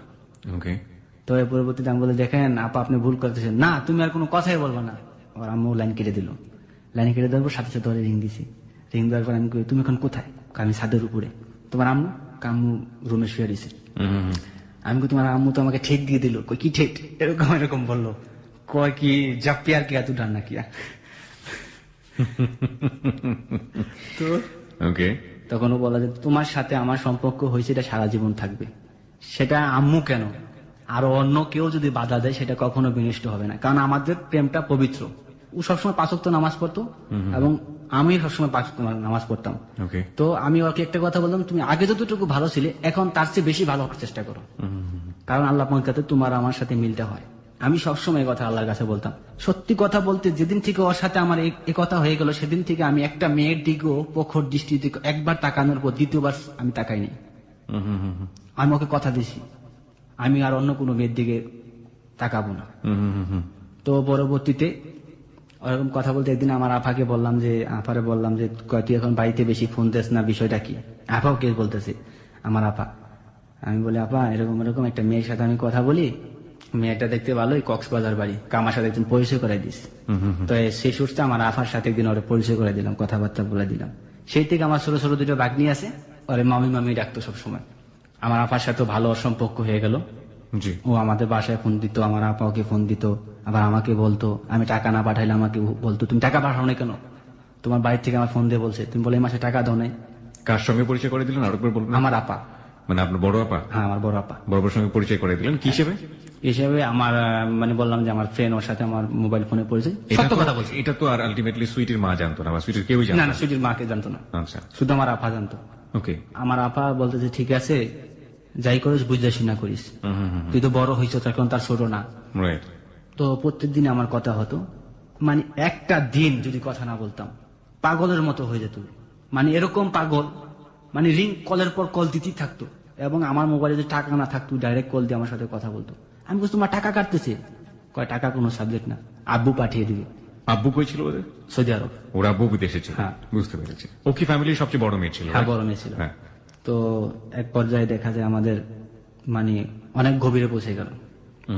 ঠিক খাওয়া দাওয়া ঠিক মতো হয় না, অন্যরকম কাজের দিকে মন মানসিকতা নাই, বসের কাজে সেটে গেলে গালিগালাজ করে, এখন আগের মতো দেখে না, কাজের দিকে মন দেখে না, কই কিরে। তারপরে এক পর্যায়ে দেখা যায় আমার কোম্পানির কাজ কমে আসলে, এর মধ্যে 1.5 বছর অলরেডি পার হয়ে গেল ওর সাথে মোবাইল ফোনে কথা বলতে বলতে। তো একদিকে কোম্পানির কাজ কমে গেল, বসও আমাকে একটু অপছন্দ করতে শুরু লাগলো। একদিন কাজ সুপারভাইজারের সাথে ঝগড়া হলো, ফোরম্যানের সাথে জি, কাজের সাথে ঝগড়া হলো। সেই ঝগড়াটার বিষয় ছিল মানে অন্য একটা বিষয়, সেলফোন নিয়ে, মোবাইল নিয়ে, মোবাইল চার্জে দিয়েছিলাম স্টোরেতে, ওই স্টোর তালা মেলা চলে গেছিল গা। সে আমি যাই হোক, ঝগড়া হলো, কি ঝগড়া সেটা ইম্পর্টেন্ট না। ঝগড়া হওয়ার পরে এক পর্যায়ে বসে আসলো, বসে আসার পরে তো আমার কাজটা বন্ধ করে দিল। বন্ধ করে দেওয়ার পরে আমার 15 দিন স্লিপ দিয়ে দিল বসে। 15 দিনের স্লিপ মানে? মানে কাজ টাজ বন্ধ সব। আচ্ছা, ফোরম্যানের সাথে সুপারভাইজারের সাথে সাইডে ঝগড়া হয়েছে। তো এই পরবর্তীতে যখন নাকি কথা বলছে, তখন আমিও বাইরের কাজ ঠিক করে নিয়েছিলাম, বাইরের কাজ টাজ করতাম। তো বস এক পর্যায়ে 15 দিন পরে আমার বলতেছে যে, শেখ রুবেল তোমার তো দেশে চলে যেতে হবে, এখন আমার কাজ নেই, তুমি 15 দিন থাকার পরে আবার ব্যাক করতে পারবা, আচ্ছা, তুমি 15 দিনের জন্য দেশে ছুটিতে চলে যাও। তখন আমি বলতেছি যে, না আমার 15 দিনের জন্য ছুটিতে, আমার 15 দিন কাজ দেশ নেই, তুই এখন বলতেছো আমি 15 দিনের জন্য দেশে যাবো। তখন উনি বলতেছে, না I am sorry, so extremely sorry, you better you go to your home. তখন আমার বলতেছে যে তুই চলে যা। তখন আমি বললাম যে ঠিক আছে, টিকিট কনফার্ম কর। তখন আগামী সোমবার তো টিকিট কনফার্ম করা হয়েছে। আচ্ছা, তো এর মধ্যে আমি বাড়িতে কিছু আগে জানাইনি ফার্স্টলি। তখন ওরা ফোন দিলাম যে, দেখো আমি তো 15 দিনের জন্য দেশে আসতেছি ছুটিতে, 15 দিন পর আবার সিঙ্গাপুর আমার ব্যাক করতে হবে। আচ্ছা, তো এখন আমি কি করতে পারি বলো? তোমার সাথে তো 15 দিনের মধ্যে আমার দেখা করা সম্ভব না, কারণ আমার বাড়িতে গেলে আত্মীয় স্বজনের বাসায় আমার বাড়ি থেকে বাইরে দেবো না 15 দিন, আমার কোথাও যেতে দিব না। সুতরাং 15 দিন আর কক্সবাজার যেতে মিনিমাম 1 সপ্তাহ দেখা, আচ্ছা, কারণ কক্সবাজার যেতে আসতে 2 দিন পার হয়ে যাবে। তো সুতরাং তোমার সাথে আমার এই সফরে দেখাবো না, সামনের সফরে। ও চোখের জল টল মলায় মানে চিৎকার পারতেছে, তুমি সব কি বলতেছো? তুমি যদি এখন আমার এসে বিয়ে না করো, আমি ইন্টার কমপ্লিট করছি, আমার আব্বু আসতেছে কিছুদিন পর, আমার আব্বু এসে আমার অন্য জায়গায় বিয়ে দিয়ে দিবে। এই কথা বলছে, আমি থমকে গেলাম। আমি কি বলো কি? হ্যাঁ আমি বিএসএস পড়তেছি, আমার কি ঘরে বসায় রাখবো নাকি তোমার জন্য? আমার বিয়ে দিবে না? আমি বড় হয়েছি না? তো এই কথা বলার পর আমি এখন কি করবো? তুমি ডাইরেক্ট কক্সবাজার চলে আসো। কি বলতো তুমি পাগল হয়ে গেছো নাকি? হ্যাঁ, ডাইরেক্ট কক্সবাজার চলে এসে আমার বিয়ে করো। আগে বিয়ে করার পরে চিন্তা, তুমি আসবা, তুমি না আসলে আমি সুসাইড করবো। এক কথা, তুমি আসবে কিনা? প্রিয় শ্রোতা, আমরা আরেকটা বিরতি নিতে চাই। এ পর্যায়ে আমরা দেখতে পাচ্ছি যে সুন্দর মুভমেন্ট গুলো বাস্তবতার দিকে আসছে এবং বাস্তবতার দিকে এসে কমপ্লেক্সিটি বা এক ধরনের জটিলতার দানা ধীরে ধীরে বেঁধে উঠছে। দেখতে চাই সামনের দিকে, আরো যেতে চাই। আজকে এখানে আছে রুবেল। রুবেল এসছে সিঙ্গাপুর থেকে, সে একজন প্রবাসী বাঙালি। সে তার জীবনের গল্প বলছে এবং 26 বছরের রুবেলের জীবনের গল্প আমাদেরকে আজকে কি শেখায় সেটাই হচ্ছে কথা। আমাদের শেষ পর্যন্ত শুনতে হবে এবং রুবেলকে দেখার জন্য, রুবেলকে কিছু বলার জন্য আপনারা চলে আসতে পারেন আমাদের ফেসবুকে। আমাদের ফেসবুকের ঠিকানা facebook.com/hello8920। সে পরবর্তীতে বলেছে আমার এসে তুমি বিয়ে করবা, তা তুমি যদি বিয়ে না করো আমি সুসাইড করবো। তখন আমি বলতেছি যে দেখো এরকম পাগলামি করলে হবে না। কয় না, আমি আর কোনো আমার পথ থাকবে না। তখন এই কথা বলে, আমি ঠিক আছে, আমি তোমার কাছে ডাইরেক্ট আসতেছি, আমরা এসে বিয়ে করবো। বিয়ে করার পরে তারপরে কি করা যায় তারপরে চিন্তা ভাবনা করবো। এই কথা আপনি তাকে দিলেন? হ্যাঁ, কথা দিলাম। তারপরে আমি বললাম সোমবার দিন আমার টিকিট কনফার্ম করা হয়েছে, আমি আজকে মার্কেটিং এর জন্য যাইতেছি, সময় আমার হাতে কম, মাত্র 2 দিন। তো এই কথা বলার পর আমি সেদিন মার্কেটিং করলাম। মার্কেটিং করার পর কোম্পানির সাথে লেনদেন যা ছিল সম্পূর্ণ ক্লিয়ার করে, তুই বিশ্বাসই করতে পারতেছি না আমি দেশে আসতেছি। ও বলছে তুমি সত্যি দেশে আসতেছো? আমি বলেছি হ্যাঁ, সোমবার দিন আমার ফ্লাইট। তো সোমবার দিন আমার ফ্লাইট হলো, তো আসলাম। আসার পরে বাংলাদেশ এয়ারপোর্ট নেমে সাথে সাথে ওরে ফোন দিছি। জি। ফোন দেওয়ার পরে উনি রিসিভ করছে। আমি বলছি আমি তো দেশে চলে এসে পড়ছি। তুমি সত্যি দেখে দেশে আসছো হালুম? আমি বলতেছি হ্যাঁ হ্যাঁ টুকটুকি, আমি সত্যি দেশে চলে এসে পড়ছি, তোমার কাছে চলে আসতেছি একদম। ওকে। যে হালুম তুমি সত্যি কি দেশে চলে আসছো? আমার বিশ্বাসই হইতেছে না, কাজ চিমটি কেটে নি। তখন আমি বলতেছি হ্যাঁ তোমার হালুম তোমার কাছে চলে আসছে টুকটুকি। ঠিক আছে হালুম, তুমি তাড়াতাড়ি এখন তাড়াতাড়ি যেভাবে পারো, বিমানে পারো, বাসে পারো, যেভাবে পারো, পারলে উড়ে চলে আসো, আমি তোমার জন্য অপেক্ষায়। পরবর্তীতে আমি বাস ধরে, তো ওখানে বাস ধরে রাত সকালবেলা 5টা বাজে। আপনি কি বাড়িতেও গেলেন না? সরাসরি বাড়িতে যাইনি, সরাসরি ওখানে? সরাসরি ওখানে চলে গেলাম। প্রেম মানুষকে আসলে ভাবে অন্ধ করে। কতদিন পরে বাড়িতে ফিরেছিলেন সিঙ্গাপুর থেকে? প্রায় 2 বছর মতো। 2 বছর পরে বাবা মার কথা মনে হয়নি, সরাসরি চলে গেছেন সুইটির কাছে? সুইটির কাছে। ওকে, তারপর? কক্সবাজার নেমে আমি ওকে ফোন দিছি। ও তো মহাখুশি, হালুম তুমি কক্সবাজার চলে আসতো, তুমি যে কোনো একটা আবাসিক হোটেল ওঠো, আগামীকাল সকাল 9টা বাজে তোমার সাথে দেখা করবো। আমি ওখানে 3 দিনের জন্য রুম ভাড়া করলাম। ওকে। আপনি যে বাংলাদেশে আসছেন এটা আপনার পরিবার জানতো না? কেউ জানতো না, এবং কি আমার বন্ধুদের বলতে মানা করছি। My goodness. ওকে, তারপর? তো রাত্রে সারা রাত্র কথা, দুজনের কথা বললাম। বলার পরে বলতেছে কালকে আমি চলে আসতেছি, একবারে লোটা বালিশ বাইন্দা বলেছে, লোটা বালিশ বাইন্দা চলে আসতেছি। মানে কি ও বাসা থেকে বের হয়ে আসছে? হ্যাঁ, যেহেতু তোমার পরিবার মানবে না আমার পরিবার মানবে, সুতরাং আমরা পালিয়ে বিয়ে করবো। তখন আমি বলছি না, এটা সম্ভব না, আগে দুজনে দেখি বাস্তবে, তুমি যদি আমার পছন্দ না করো দেখা তখন কি হবে? তখন ওই আমার বলতেছে না তোমার আমার পছন্দ হবে আমি জানি। আমি কই তুমি সবই দেখছো, কারণ বাস্তবে যদি তুমি পছন্দ না করো। আবার আমার বন্ধুরা বলছে মেয়ে না দেখে কিরকম কোনো ডিসিশন নিস না, আগে দেখিস মেয়েরে। ও কান্নাকাটি করতেছে, এতদিন প্রেম করে তুমি আমার সাথে এখন এই কথা বলো। বুঝাইলাম যে দেখো টুকটুকি এরকমটা করে মানুষ দেখে তারপরে আমরা দুজন ডিসিশন নেবো কিভাবে কি করলে সুবিধা হয়, যেহেতু তোমাদের এখানে আমি চলে আসছি, আর তো ফিরে যেতেছি না। তো এই কথা বলার পরে ও বলে ঠিক আছে কালকে 9টা বাজে দেখা হবে। সকাল 9টা বাজে কক্সবাজার সাংস্কৃতিক কেন্দ্রের মোড়ে আমি দাঁড়িয়ে আছি। ও রিক্সা করে আসছে, রিক্সা সালোয়ার কামিজ পরা। আসার পরে যখন রিক্সার সামনে আসছে, ওকে দেখে তো আমি ফ্লাইট হয়ে গেছি পুরো, মানে আপনি ফ্লাইট হয়ে গেছেন, শাইন করে উড়ে যাচ্ছেন। হ্যাঁ বলেন, তারপর? মানে আমি অন্যরকম হয়ে গেছি, যে বাস্তবে দেখতে আরো অপছন্দ মনে হয়েছে। বাস্তবে আমার মানে বাস্তবে দেখে আরো পছন্দ হয়েছে? আরো পছন্দ হয়েছে। কেন আমার পরে যখন আমার সাথে কথা বলছে যে কেমন আছো, আমি বলছি ভালো আছো, ভালো আছি। ওকে বলিও না যে তুমি কেমন আছো। পরবর্তীতে যখন ওর চোখের দিকে তাকাইছি, যে চোখের মধ্যে জল মানে টল করতেছে, আর কোনো কথা নেই, সাথে সাথে হাত থাবা ধরে ফেলেছি। চলো ডিসিশন নিয়ে ফেলেছি, ওর বিয়ে করবো। এই মেয়ে আমাকে অরিজিনাল ভালোবাসে, মানে একটু দেখছিল আমার মনটা খারাপ, তাতে ওর চোখে জল আইসা পড়ছে। সুতরাং ওই আমার প্রতি পুরোটা ইমোশনাল, আর সৌন্দর্য দিয়ে ভালোবাসা প্রকাশ হয় না। মানে আপনার জায়গাতে আমি যেটা বুঝতে পারছিলাম যে আপনি এখনো কনফিউশনে আছেন, সৌন্দর্যের জায়গা থেকে আপনি এখনো মেনে নিতে পারছেন না মেয়েটাকে। জি। কিন্তু ও আপনাকে ভালোবাসে, এটার জন্য আপনি সিদ্ধান্ত নিয়ে ফেলেছেন যে না ঠিক আছে, ওকে মেয়েটা আমাকে যেহেতু ভালোবাসে এখনই বিয়ে করে ফেলবো। ওকে, তারপর? আমরা হোটেলের মুখে যেতেছি, আমি 10 গজ সামনে, ও 10 গজ পিছনে। তো একটা মোটরসাইকেল দিয়ে একটা লোক, মধ্যবয়সী একটা লোক আইসা অরিজিনাল কি জিজ্ঞেস করছে। তখন আমি বলতেছি যে টুকটুকি তোমায় কি জিজ্ঞেস করলো ওই লোকটা আমার মামা। কি জিজ্ঞেস করলো? তোমার মামা এখানে কি করে? আমি তো জানি না, আমার মামা বলো যে তুই কোথায় যাস, বান্ধবীর বাসায় যাই। আমি অতটা মাইন্ড করলাম না, তো কথা বলে আমি সাইড ব্যাগটা নিয়ে হোটেলের রুমের ভিতরে গেছি। রুমের ভিতরে যাওয়ার পরে ওরা আমি বলছি যে তুমি সোফার মধ্যে বসো, আমি ব্যাগটা রেডি করতেছি। টুকটুকি মানে ওরা আমি হাত দিয়ে স্পর্শ করছি, এই জীবনের ফার্স্ট। আর আমি মানে এখান থেকে স্পর্শ করা কাদের মধ্যে ধরে বলছি বসো। টুকটুকি তোমার সাথে আমি কথা বলছি এতদিন। তখন আনন্দে আমার চোখে মানে জল আইসা বসে, এতটুকু একটা মেয়ে তুমি এত মিষ্টি মিষ্টি করে আমার সাথে কথা বলছো। তো ও ভয় পাইতেছে, ভয় হাত পা কাঁপতেছিল। তখন আমি বলছি তুমি বসো, ভয় পাও না, এখন আমরা বাইরে হয়ে যাবো। তো ঠিক আছে, তো কিছুক্ষণের মধ্যে আমরা বাইরে হয়ে গেছি। বাইরে হওয়ার পর দেখি যে আমার মামা 4-5টা বন্ধু বান্ধব নিয়ে বাইরে দাঁড়ায় গেছে। ও বলতেছে আমার মামা। আমি কোথায়? আমি বললাম মায়ের মনে একটু মাটিতে বলবো না, সব কটা পিঠে। জি। আমি চিন্তা ভাবনা করলাম এখন কি হবে, আমার এই পরিচিত কেউ নেই এলাকায়। যখন নাকি আমরা বাইরে চলে আসলাম, আমার মামা এসে আমার থাবাতে আমার হাতটা ধরলো প্রথম হ্যাঁ। তো বিয়ের স্বাদ আজকে মিটিয়ে দেবে আপনার। হ্যাঁ, হাত ধরা মাত্র দেরি, তখন ভয়ে নার্ভাস ফিল করতেছি। তখন ও এসে কি করলো, সাথে সাথে ওর মামার থাবাতে হাতটা ছাড়াই দিল। বলতেছে আপনি ওর হাত ধরার কে? তখন ওর মামা কষায়া 2টা চর মানে ওরে মাইরে, গাল দুটার সাথে সাথে লাল হয়ে ফুলে গেল এরকম।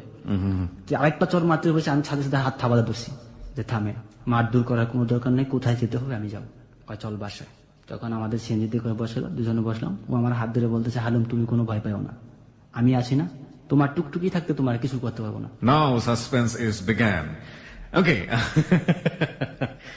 আসল ক্লাইম্যাক্স শুরু হয়েছে সিনেমার এবার। ফাইন, তারপর কক্সবাজার সদর আর খালুর বাসায় নিয়ে গেল।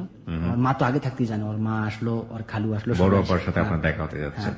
তো পরবর্তীতে ওদের বাসায় ওখানে বসলাম। বসার পরে আপ্যায়ন করছে, এরকম নাস্তা টাস্তা নিয়ে আসছে। আসার পর আমার ইন্টারভিউ নিতেছে, আমার পাসপোর্ট নিয়ে গেল, এসে আমাকে ইন্টারভিউ, বিভিন্ন কিছু ইন্টারভিউ নিতেছে। খালু ইন্টারভিউ নিয়ে দেখলাম ইন্টারভিউতে পাস।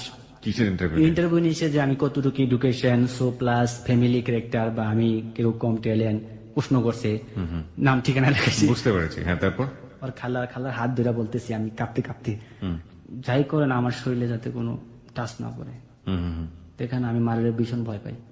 ঠিক আছে, আপনারা যা বলবেন তা করতে রাজি, আমি ওকে বিয়ে করতে রাজি আছি। কিন্তু দরকার হলে আমি ছেড়েও দিব, কোনো সমস্যা নেই, কিন্তু শরীরে টাচ করবেন না। না, আমি ভয় পাইতেছি।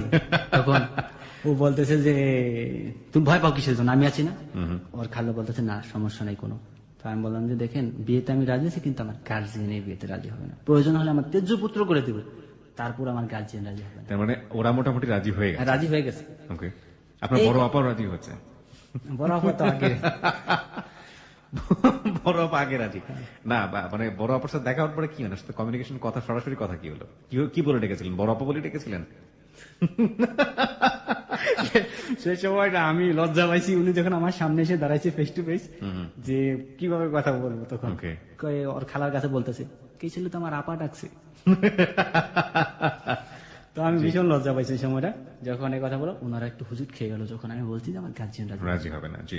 তখন ওনারা আমার ছবি টবি তুললো, ভিডিও করলো, করার পরে বলতেছে তোমার গার্জিয়ান যদি রাজি থাকে তবে আমরা বিয়ে সম্মতি দেবো, তোমরা যদি ভালোবাসো কক্সবাজার যতদিন খুশি বেড়াও, কোনো সমস্যা নাই, ঘুরে ফেরা বেড়াও। আমার মামায় হোটেলের ম্যানেজার, হোটেলের কাজ দিল, আমার হোটেলে থাকো, সমস্যা নাই, যেখানে খুশি বেড়াও, কোনো সমস্যা। ওর সাথে মোবাইলের যোগাযোগ রাখো, কোনো বাধা দ্বন্দ্ব নেই, কিন্তু তোমার গার্জিয়ান ফ্যামিলি নিয়ে আসবা, আমরা মেয়ে দিদি। এই কথা বলে সিএনজি ডাকলো, মুসুল দ্বারা বৃষ্টি হইতেছে বাহিরে ওই সময়টায়। তখন আমার বলে যাও তুমি হোটেলে চলে যাও। তখন তো ও খুব কান্না করতেছিল, চোখের জল দিয়ে ভাসে ফেলাইছে, আমাকে কিছুতে আসতে দিবে না। তার পরবর্তীতে আমি আসতে বাধ্য হলাম। হোটেলে চলে আসার পরে রাত 7টা-8টার দিকে খাইতে বসি। সেই সময় আমাকে রাত্রেবেলা ওর আম্মা ফোন দিয়েছে ওর নাম্বার থেকে, আমাকে বলতেছে যে ছুটি তো নাই, সুইটি তো নাই, ছুটি তো নাই। তখন এই কথা বলার পরে আমি মনে মনে চিন্তা করলাম ছুটি নাই, এই কথা লাইন কেটে দিছে। তারপর থেকে রিং দিতেছি আর রিসিভ করে না। ছুটি নাই মানেটা কি? ছুটি কি আত্মহত্যা করলো, সুসাইড করলো নাকি? তখন আমার মনের মাঝে একটা মানে খুব খারাপ লাগতেছিল। তখন আমি কি অবস্থা এরকম হওয়ার কারণ কি? সাথে সাথে ওর মামারে ফোন দিচ্ছি, ফোন দেওয়ার পর ওর মামা বলতেছে যে ছুটি তো মাথা ফাটা ফেলাইছে, তো হাসপাতালে অজ্ঞান অবস্থায় আছে, তুমি তাড়াতাড়ি ঢাকা চলে যাও, নাহলে তোমার সমস্যা হবে। আমি এই কথা শোনার পরে সাথে সাথে লাইন কেটে দিছি। লাইন কেটে দিয়ে মাথা ফাটা ফেলাইছে মানে তখন আমার খুব মানে অন্যরকম আছে যে ও আমার জন্য নিজের মাথা নিজের বাড়িতে ফাটিয়ে ফেলাইছে, আর আমি এখানে হোটেলে বসে খানা খাইতেছি। তখন আমি সাথে সাথে বাইরে গেছি, বাইরে হইয়া রিক্সা নিয়েছি, রিক্সা নিয়ে, কিন্তু ওই ঠিকানাটা আমি ভুলে গেছি যে বাসায় গেছি। প্রথমবার গেছি, পরবর্তীতে রাত্র 9টার দিকে ফোন রিসিভ করছে, ও রিসিভ করছে। তখন জ্ঞান ফিরছে, তখন আমি বলছি তুমি বলে মাথা ফাটা ফেলেছো, তুই মাথা ফাটাই দিয়ে গেছিস কিসের জন্য? আমি রাগ করে কথা বলছি, তুই কিসের জন্য মাথা ফাটাই দিয়ে গেছিস? তো কি মনে হয় তোকে আমি ভালোবাসি না? কয় না, তোমার জন্য আমি কিছু করতে পারলাম না, দেখো হয়তোবা তোমার সাথে আর জীবনে আমার কোনোদিন দেখা হবে না।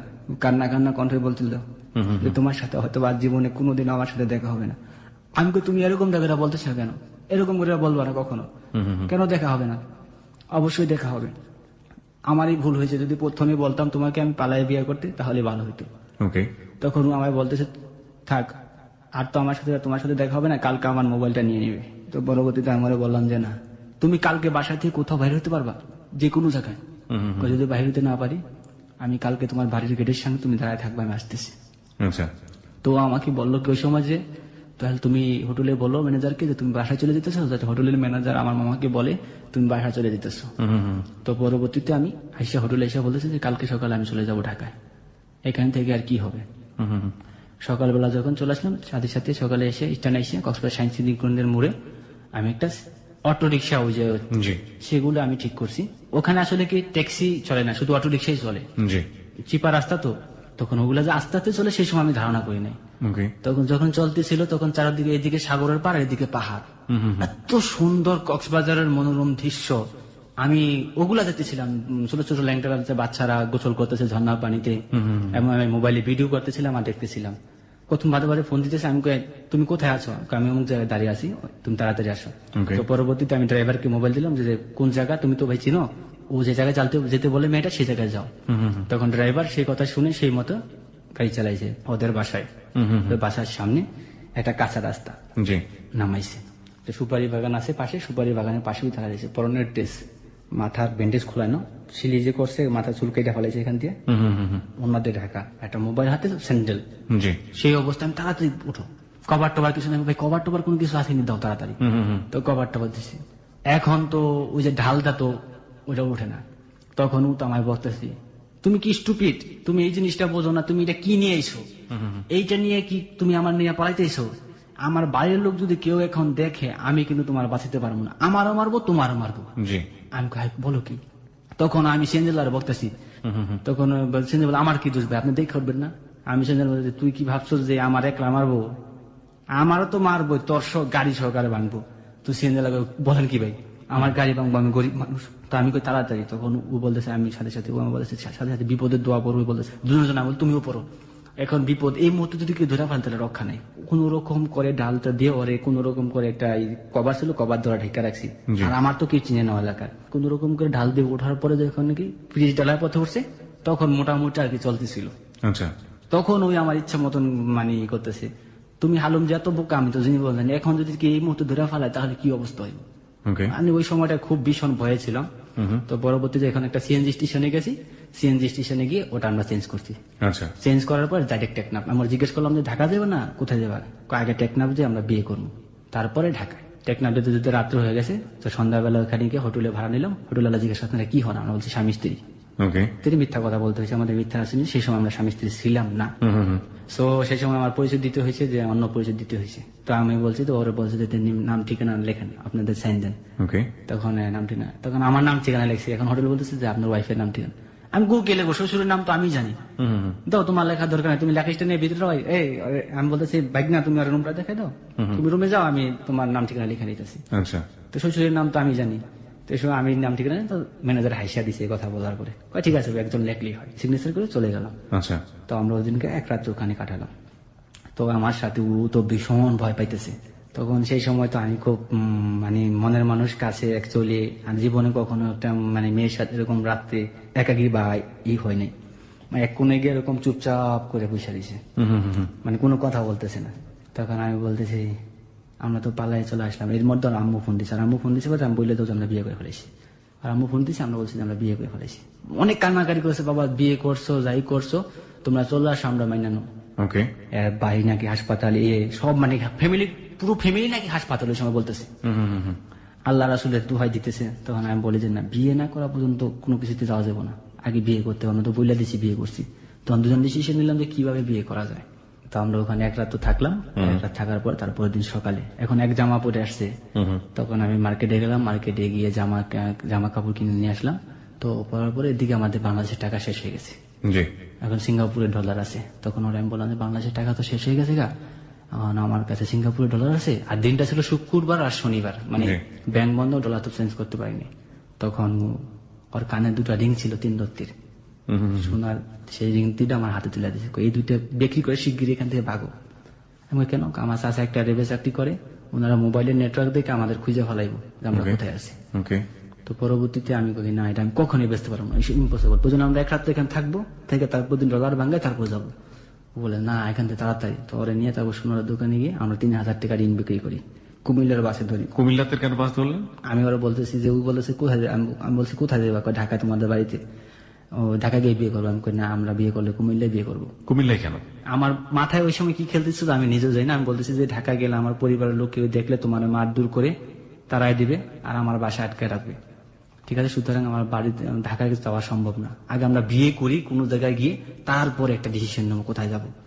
তো পরবর্তীতে আমরা কুমিল্লার বাস উঠলাম, টিকিট কাটলাম, সারা রাত্র রাত্রেবেলা উঠলাম, ওঠার পরে জার্নি।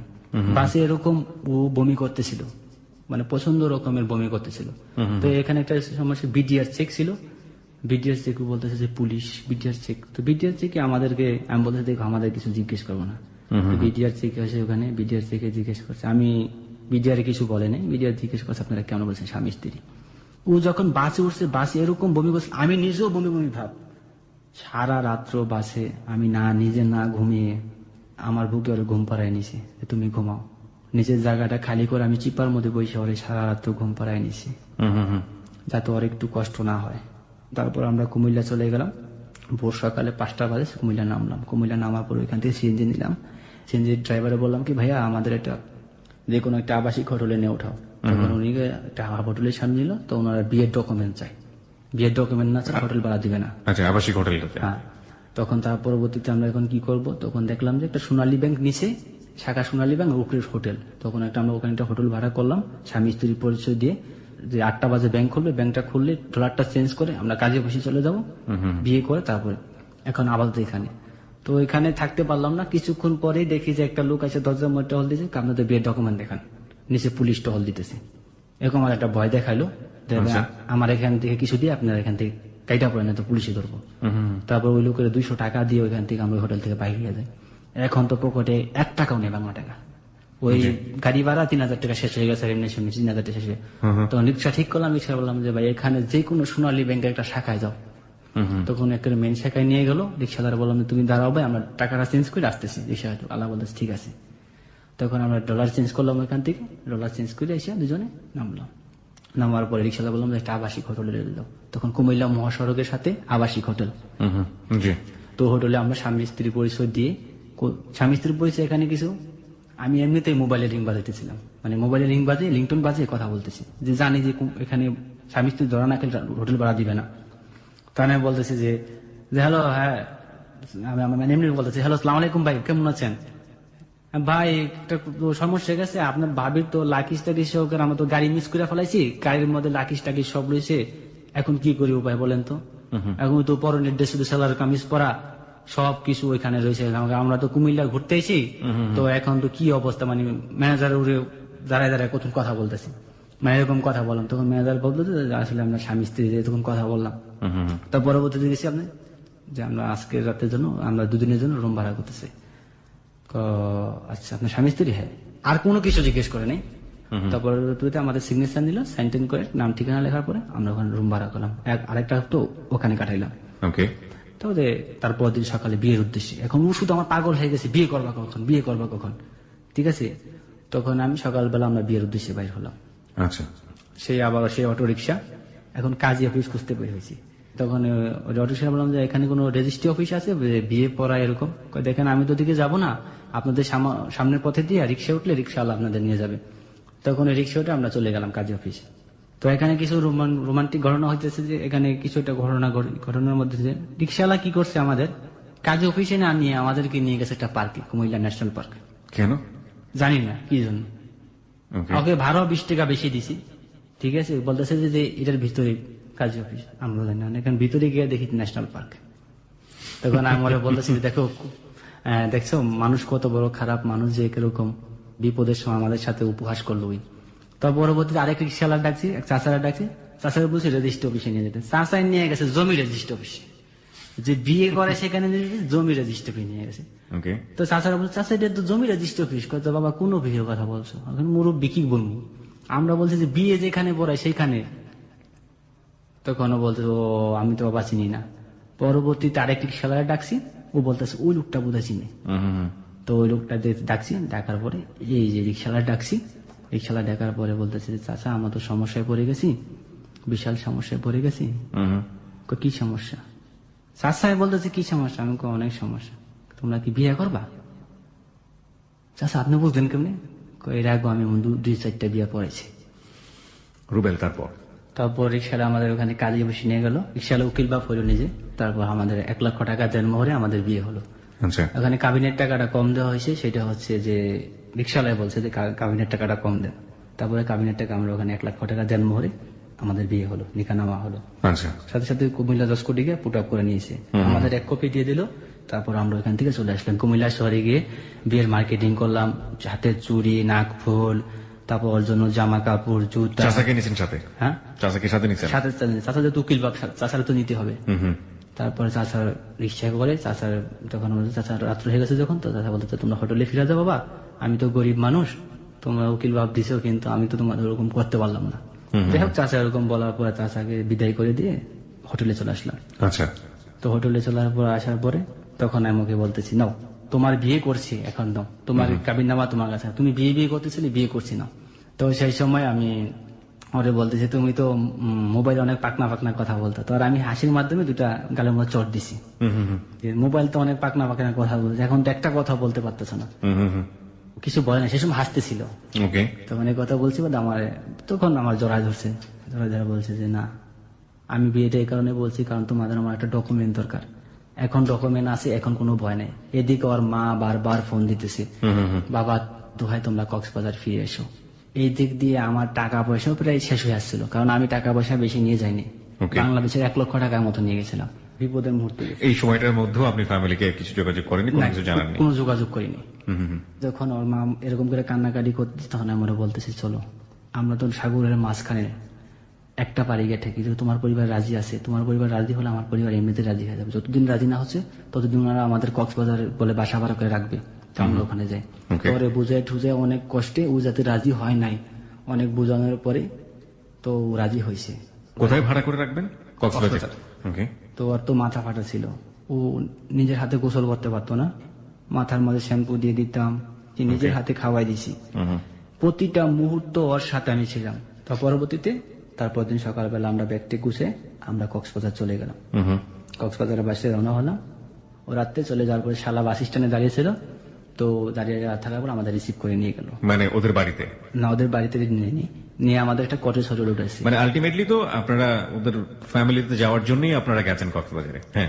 ও চাচা এবং মা আসলো, আসার পর ওর চাচা বলতেছে যে কালকে তোমরা তো জার্নি করে আসছো, পাসপোর্ট কাবিননামা দেখলো, সবকিছু ঠিক আছে। তখন বলতেছে যে তো তোমরা জার্নি করেছো, তোমরা আজকে রেস্ট নাও, কালকে আমরা ডিসিশন জানাবো তোমাদের কি করা যায়। তাই কালকে দুপুরবেলা ওর চাচা এবং ওর মা আসছে, আমরা একসাথেই ছিলাম। তারপর ওর চাচা এবং মা ইসা, ওর চাচা ইসা বলতেছে 3টা শর্ত। 1 নম্বর শর্ত কাবিন 10 লাখ টাকার হবে, 2 নম্বর শর্ত দেনমোহর পরিশোধ করতে হবে, 3 নম্বর শর্ত গার্জিয়ান নিয়ে আসতে হবে। আমি বলছি কাবিন 10 লক্ষ টাকা না, 25 লক্ষ টাকার কাবিন হোক, আমি দেনমোহর পরিশোধ করবো ইনশাল্লাহ, আর আমার 1 দিনের সময় দাও হোক, আমার গার্জিয়ান আমি নিয়ে আসবো। এই কথা বলার পর চাচা বলতেছে না, তুমি এখন এই মুহূর্তে আমার গার্জিয়ান নিয়ে আসবো। আর এই দিক দিয়ে এই সময় আমার পরিবারের লোক জানাই দিচ্ছে ওর আম্মু, ওই যে ওর নাম্বার থেকে আগের নাম্বারে ফোন করতো, ওই নাম্বারে ফোন দিয়ে বলেছে যে আপনার ভাই আমার মেয়েকে নিয়ে পালাইছে। তখন আমার পরিবার লোক সব আমার ভাইয়েরা ফোন দিছে, ফোন দিয়ে বলছে তুই কোনো চিন্তা করিস না, যে তুই করিয়ে ফেলাইছস, আমরা আসতেছি, তুই ওদের সাথে কোনো উল্টা পাল্টা করিস না, যা বলে তা শোন। চাচা বলতেছে তুমি তোমার গার্জিয়ান আনতে যাও। এর দিক দিয়ে আমার পরিবারের লোক প্ল্যান করছে যে ওরে আসতে বলো, আমরা তো কক্সবাজার চিনি না, ও আমাদের আইসা নিয়ে যাবে। তো ওদের সাথে আমার পরিবারের সাথে কি কথা হয়েছে আমি জানি না। তো পরবর্তীতে আমি বলতেছি না আমি কিছুতেই যাবো না। তখন ও আইসা আমার বলতেছে ওরা ডাইকা নিয়ে গেছে রুমের মধ্যে, আলাদা রুমে। ওই আইসা বলতে তুমি তো আমার ভুলে যাবে না, আসবে সেরকম বলতেছে।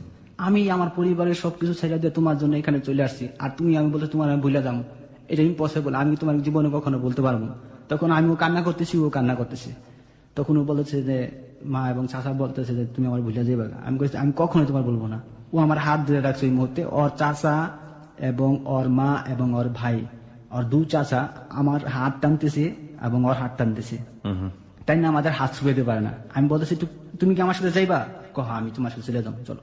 একদম। কেন হাত টানাটানি করবে? আপনি তো বললেন যে আপনার ফ্যামিলির লোকজন আসতেছে, তারপর ওরা বলছে তুমি এই মুহূর্তে গিয়ে তোমার গার্জিয়ান নিয়ে আসবা। তো আপনার ফ্যামিলির লোকজন তো রাজি হয়েছে আসার হ্যাঁ, জন্য, রাজি হয়েছে, কিন্তু আমার বলছে এই মুহূর্তে গিয়ে তুমি তোমার গার্জিয়ান নিয়ে আসবে। এই মুহূর্তে আবার চলে যেতে বলছে। হ্যাঁ, আমার ঢাকায় গিয়ে গার্জিয়ান নিয়ে আসতে বলছে। তো আপনি বললেন যে আমার গার্জিয়ান অন দ্য ওয়ে, তারা আমি আসতেছে। বলছি এই কথা যে আমার গার্জিয়ান আসতেছে, দেখেন আমাকে একটা দিনের সময় দেন, একদিনের মধ্যে যদি আমার গার্জিয়ান না আসে আমি তাহলে যাবো ঢাকায়। ওনাদের আমি বারবার বলছি, এবং মেয়ের চাচার পায়ে ধরে, ভাই এইভাবে আমি পায়ে ধরে কান্না করছি, চিৎকার করে কান্না করছি। আমি চিৎকার করে বারবার বলছি যে দেখেন চাচা, মানুষ তো অনেক ভাবে অনেক ভুল করে, দেখেন চাচা আমি যদি এই মুহূর্তে আমার বাড়িতে যাই আমাকে মেরে আমাকে আর জিন্দিগি আমার আসতেই দিবে না। আর আমার শাশুড়ির পায়ে ধরে কান্না করছি, কিন্তু ওনারা কিছুতে আমার কথা শুনে নাই, বরঞ্চ আমাকে লাত্তি দিয়ে ফালাই দিচ্ছে। ওর চাচার পায়ে ধরছে, ওর চাচা আমার লাত্তি দিয়ে ফালাই দিচ্ছে যে এইটার দড়িদা বান, আর ওর 2 হাত এভাবে ধরে রাখছে যাতে আমাকে না থামাইতে পারে, এরকম করে 2 হাত ধরে রাখছে। পরবর্তীতে ওর চাচা এসে, এক চাচা এসে আমাকে লাথি মারছে বুকের মধ্যে, লাথি মারার পর ওর 2 হাত বান, ওর 2 হাত বাইন্দা এখানে ফালাই রাখ, এবং ভীষণ ভয় পাইছে সেই মুহূর্তে। তখন আমি ওদেরকে বলতেছি, চাচার পায়ে ধরে বলতেছি, চাচা আমি আমার গার্জিয়ানদের যাবো, সমস্যা না, আমি যাইতেছি আমার গার্জিয়ানের জন্য। তখন এই কথা বলছি বাদে, তখন বলতেছি এখন তুই এই মুহূর্তে তোর গার্জিয়ানের কাছে যা। সাথে সাথে আমার রিক্সা দেখে আমার রিক্সা উঠাই দেয়। তখন আমি যখন রিক্সায় উঠি, তখন রিক্সায় আমি বলতেছি হয়তো বা আর জীবনে ওর সাথে আমার কোনোদিন দেখা হবে না, কারণ আমি ঢাকায় যেতেছি, ঢাকা থেকে আমার গার্জিয়ান আসবে। আমার গার্জিয়ানে ফোন দিছি, বলছি যে আমার পাসপোর্ট মালামাল সব রেখা দিছে এবং আমাকে আপনাদের আনতে যেতে বলছে। তুই তাড়াতাড়ি চলে আস, তোর পাসপোর্ট 10টা বানাই দেবো, কোনো সমস্যা নেই, তুই শুধু ঢাকা ফিরে কোনো সমস্যা নেই। এই কথা যখন বলছে তখন আমার মনে গায়ে গেছে যে না, ওরা আর আসবে না এখানে, ওরা আসবে না এখানে। সো ও আমাকে সারা জীবনের জন্য খারাপ ভাববে। তখন আমি সাথে সাথে সেনাবাহিনীর ক্যান্টনমেন্ট যাই কক্সবাজার, ওখানে গিয়ে আমি একটা সিভিল সার্জনের সাথে কথা বলি যে ভাইয়া এরকম এরকম ব্যাপার। তখন উনি বলে যে ভাইয়া আমি তোমার কিছু করতে পারতেছি না, কারণ আমাদের সেনাবাহিনীর কিছু করা থাকে না এখানে, তুমি পুলিশের সাহায্য নাও। আমি বলছি থানায় গেলে গোটা ব্যাপারটা অন্যরকম হয়ে যাবে। তখন উনি বলেছে কক্সবাজার রেপ 7 যাও, ওনারা ব্যাটালিয়ান রেপ সরাসরি অ্যাকশন। তখন আমার বলে আগে বেটার তুমি কোর্টে যাও, কোর্টে গিয়ে একটা দরখাস্ত লিখো, মুহুরিতে দরখাস্ত লিখে পিটিশন তৈরি করে তারপর তুমি ওখানে যাও। তা আমি গিয়ে দরখাস্ত লিখলাম, মোহরের দিয়ে 200 টাকার দরখাস্ত লিখে আমি কক্সবাজার রেপ 7 যাই রাত্রে। গিয়ে বিস্তারিত বলার পরে ওরা ওখান থেকে জিডি করে, জিডি করার পরে পরে ওরা সাথে সাথে ব্যাটালিয়ান র্যাব নিয়ে 14 জন র্যাব সদস্য নিয়ে গাড়ি নিয়ে মেয়ের পরিবার যেখানে আমরা হোটেলে ছিলাম সেই হোটেলে অ্যাটাক করে, হোটেলে এসে ওদের বিশ্রাম পাওয়া যায়নি। পরবর্তীতে অফিসার আমার আইডিয়া দিল যে তুমি তাড়াতাড়ি এখন ফোন দিয়ে ওর চাচারে মারে বলো যে তুমি কক্সবাজার সায়েন্স কেন্দ্রের মোড় দাঁড়ায় আছো, তোমার কাছে টাকা পয়সা কিছু নাই, তুমি ঢাকার বাস মিস করছো, এখন তুমি কোথায় যাইবা। তখন মেয়ের চাচার আর মারে ফোন দেওয়া বলছি। তখন মেয়ের চাচার মা বলছে যে আমরা আধা ঘন্টার মধ্যে আসতেছি, তুমি দাঁড়াও। তো আমরা এখানে দাঁড়িয়েছি, আর র্যাব সিভিল বেশি দাঁড়ানো ছিল। ওরা আসছে, আসার পর 2 চাচা এবং মা আসছে, আসার পর র্যাবটা 2টা ঘেরাও করছে। ধরার পর র্যাবে বলছে যে ওর বউ এবং ওর কাবির নামা কোথায়, তাড়াতাড়ি দে। ছেলেটারে তুই কি হরানি করছস, মানে বিভিন্ন ধরনের প্রশ্ন করছে। পরে বলতে র্যাবের কাছে বলছে ঠিক আছে ওর বউ আছে, আমাদের কাছে আছে, ওর কাবির নামা সবকিছু পাসপোর্ট সবকিছু আমাদের কাছে আছে, তাই ওর কাছে নিয়ে যা। চেঞ্জিতে করে তারপর সব ওর আম্মা এবং আরেক চাষা এখান থেকে পালাই গেছে। র্যাব ধরছে, এক চাষার ধরছে, আরেক চাষা দুধ দিয়ে পালাই গেছে, ওরা ধরতে পারে না, অন্ধকার তো। ওই চাষা ফোন দিয়ে ওদেরকে বলে দিচ্ছে, ওরা মেয়ে নিয়ে থানায় সিলিন্ডার করছে। থানার থেকে তখন আমরা গেছি আরেক চাষার বাসায়, চাচার বাসায় গিয়ে দেখি যে রুম তালা মারা। তখন আমি শুধু চিৎকার করতেছি যে রুমে তালা মারা, এত বড় তালা মারা। তখন তালা ভাঙতে পারেনি, র্যাব তখন ওসি ফোন করছে, আপনারা থানায় চলে আসেন, মেয়ে আমাদের এখানে থানায় আছে। র্যাবের অফিসার যে বলতেছে যে দেখছ ওরা কত বড় চালাক, এখন থানায় নিয়ে গেছে, এখন গোটা ব্যাপারটা অন্যরকম হয়ে যাবে। আমায় বলতেছে, আমার বলতেছে তুমি থানায় যাও না, আমরা থানায় ফার্স্টে যাব, তুমি গাড়িতে বসে থাকো। ওনারা সবাই থানার উপরে যাওয়ার পরে পরবর্তীতে আমার ডাকানো হয়েছে। তখন আমি ডাকানোর পরে 2 জন র্যাব আমাকে ওই মুহূর্তে বলছিল বিষয়টা ভালো লাগতেছে না, তুমি পালায় যাও। আমরা বললাম যে তুমি পালাই গেছো না, পরে এসো, পাসপোর্ট সব পাইবা, তোমার গার্জিয়ান নিয়ে এসো, বিষয়টা ভালো লাগতেছে না। কিন্তু আমি যাই নাই সেই মুহূর্তে, কারণ আমি যদি পালা যাই ও ভাববে আমার প্রতারক, আমি বেইমান। পরবর্তীতে ওসি আমায় ডাকছে, আমি ওসি গেছি, সামনে গেছি। তা যাওয়ার পরে মেয়ের মারে ডাকছে এবং আমারে ডাকছে। মেয়ের মা বলছে যে ওসি বলতেছে যে ছেলের পরিবারের লোক রাজি আছে, ছেলের পরিবারের সাথে এই মাত্র আমরা কথা বলছি, তো আপনারা রাজি হয়ে যান, ছেলের পরিবার আসতেছে কক্সবাজার আগামীকাল, তো সুতরাং এর মধ্যে আর করে লাভ নেই, আপনারা পারিবারিক মিল হয়ে যান। তো এই কথা বলার পরে মেয়ের মা বলতেছে যে না, ওর কাছে মেয়ে দিব না, আপনি বললে তো হবে না, আপনার মেয়ের বলতে হবে। তখন মেয়েকে আনো জানাচ্ছে, ও আমার সামনে যখন দাঁড়া করাইছে, আমি তো ভাবছি যে ও আমার কথাই বলবে, ও আমার সামনে দাঁড়ায় বলছে আমার ডিভোর্স দিবে। ভাই আমার চোখের সামনে দাঁড়ায় বলছে আমার ডিভোর্স দিবে। যখন আমার বলছিল আমার ডিভোর্স দিবে, তখন আমি ওসির সামনে বলছে যে ও আমাকে যদি ডিভোর্স দেয় তাহলে আমাকে বিয়ে করলো কেন স্যার, আর এত কিছু করার কারণ কি? আর মাথা হাত দিয়ে এমনি দেখা যাচ্ছে মাথা আমি ফাটাইছি। কে ফাটাইছে? মাথা ও ফাটাইছে, হাত দিয়ে বলতেছে মাথা ও ফাটাইছে। তখন আমি অসিরে বললাম যে স্যার আপনার কি বিশ্বাস হয় স্যার আমি ওর মাথা ফাটাইতে পারি? তখন ওসি ওর মাথা দিকে বললো যে না, এই মাথা আজকের ফাটা না, এই মাথা 1 সপ্তাহ আগের ফাটানো হবে, গা শুকায় গেছে। ও আমার দিকে তাকাইতেছিল না, ওর মা আইসা ওর চোখের আড়াল করে রাখছে যাতে আমার চোখে চোখ না পড়ে। পরবর্তীতে যখন ওসি বলে যে ডিসিশন ফাইনাল, ও তোমাকে ডিভোর্স দিয়ে দেবে, তুমি 1 লক্ষ টাকা দিয়ে দিবে কাবিনের, তো তোমার পাসপোর্ট মালা মারলে তুমি চলে যাবে, আমরা কাজে দিয়ে ডিভোর্সের ব্যবস্থা করে দিব। তখন আমি ওই যে আগের মাথায় বলছি সেই সময়, ঠিক আছে ও যদি আমার ডিভোর্স দিয়ে আমি ওকে ডিভোর্স দিয়ে দেবো। আমি সেই সময় আগের মাথায় বলছি যার জন্য করলাম চুরি সেই বলতেছে চোর, তো ও আমাকে ডিভোর্স দিয়ে দিলে আমি ওকে ডিভোর্স দিয়ে দেবো। তো এই কথা বলার পর ঠিক আছে তোমার টাকা দাও। আমি বলছি এই মুহূর্তে আমার কাছে 1 লক্ষ টাকা ক্যাশ নেই, আমার গার্জিয়ান আসার সময় দেওয়া হোক। আমার গার্জেনের সাথে কথা বলা দিছি, কথা বলা দেওয়ার পর আমার গার্জেন বলছে আগামীকাল আমরা আসতেছি। তো সে বললো তোমার একদিন সময় দেওয়া হলো। তো একদিন আমরা থানায় রইলাম, এখানে থানায় থাকার পর একদিন তো সারা রাত্র তো আর ঘুম নেই, আমি সারা রাত্র নামাজ পড়ছি, নামাজ পড়ে আল্লাহর কাছে বলছি আল্লাহ জীবনে যদি কোনো গুনাহ করে থাকি তুমি ক্ষমা করো, অন্তত আমি বিয়ে করছি তুমি ওর সাথে আমার মিলটা করাই দিও, জীবনের অন্য কোনো কিছু তুমি কেন আমার একটা হাত পাও চক্ষু যা খুশি একটা কেটে নিও, কিন্তু ওর সাথে আমার মিলটা করে, ওরা ছাড়া আমি বাঁচবো না কোথা। আমি ফজরের নামাজ পড়ে সব বলছি এবং ঈশারের নামাজ পড়ে বলছি, সারা রাত্র আমি ঘুমাই নেই, থানার মধ্যে আমি সারা রাত্র জেগেছিলাম। আমি মোবাইলে কথা বলছি, সেই সময় নাইট ডিউটি এক অফিসার ছিল, আইসা আমার মোবাইলটা থাবাদা নিয়ে যেতে এসেছিল, আমার একটা থাপ্পড় মারছে অফিসার আইসা, এরকম মোটা এরকম লম্বা উঁচু ধরা। কার সাথে কথা বলতেছিল? আমি কথা বলতে চেয়েছিলাম আমার পরিবারের লোকের সাথে। থাপ্পড় মারার পর আমি ওকে 200 টাকা দিছি, 200 টাকা দেওয়ার পরে ও চলে গেছে। তারপরের দিন সকালবেলা আমাকে ওসি ডাকছে, ওসি ডাকার পরে বলতে তোমার গার্জেন, আমাকে আমার গার্জেন আসতেছে। তো আমার গার্জেন সন্ধ্যা বিকাল 5টার দিকে, সেই সময় ওরা ওইখানকার যাই হোক যারা গণ্যমান্য ব্যক্তি ছিল তাদেরকে নিয়ে আসছে। নিয়ে আসার পরে ওরা আমাকে 54 মামলা তৈরি করছে, এখন আমার কোর্টে চালান করে দিবে 54 মামলা দিয়ে। আমার গার্জেন অলরেডি চিটাগাং পৌঁছে গেছে। তখন আমি অফিসে বলতেছি স্যার আমার গার্জেন পৌঁছে গেছে, এই মুহূর্তে আমাকে এসব করার মানে কি? ওসি আমার কোনো প্রশ্নের উত্তর দেয়নি এবং আমাকে 54 মামলা দিয়ে আমাকে চালানের ব্যবস্থা করে। এবং সেই মুহূর্তে ও ওখানে ধরা ছিল, স্টেটমেন্ট নেওয়া হয়, স্টেটমেন্ট যখন নেওয়া হয় তখন ওই লিখিত স্টেটমেন্ট দেয়, সেই অনুসারে কেস তৈরি করা হয়। ও যখন নাকি সামনে ওখানে বসে রয়েছে, আমি এখানে দাঁড়ানো, আমার হাতে হ্যান্ডকাপ পরায়, যখন ও আমার সামনে দেখতেছে, আমি শুধু ওর দিকে তাকাইয়া শুধু আমার চোখের পানি অটোমেটিকলি পড়তেছে, চোখের পানি আমি চাইতেছি না চোখের পানি আমার সামনে ফাঁকা, কিন্তু অটোমেটিকলি পড়তেছি। তারপর আমি স্যার আমার একটু হ্যান্ডকাপটা খোলেন, স্যার আমি একটু টয়লেটে যাবো। এই কথা টয়লেটের কথা বলতে গিয়ে বেসিং এর মধ্যে ইচ্ছা মতন চিৎকার পাচ্ছি, ইচ্ছা মতন চিৎকার পাইরা পানি দিয়ে মুখ ঠুক ধুয়ে আইসা যাতে ওরা না বুঝতে পারে। তারপরে আমি আইসা হ্যান্ডকাপ পরেছে, হ্যান্ডকাপ পরানোর পর আমি বলছি যে স্যার হ্যান্ডকাপটা টাইট হয়েছে। এই কথাটা বলছি বাদে ও পুলিশ আমার একটা থাপ্পড় মারছে। আমার থাপ্পড়টা বড় কথা না, যখন অরুড়ে থাপ্পড়টা মারছে ও সরাসরি ফেস টু ফেস ভাই আমার দিকে তাকাইছিল, একদম ফেস টু ফেস তাকাইছিল।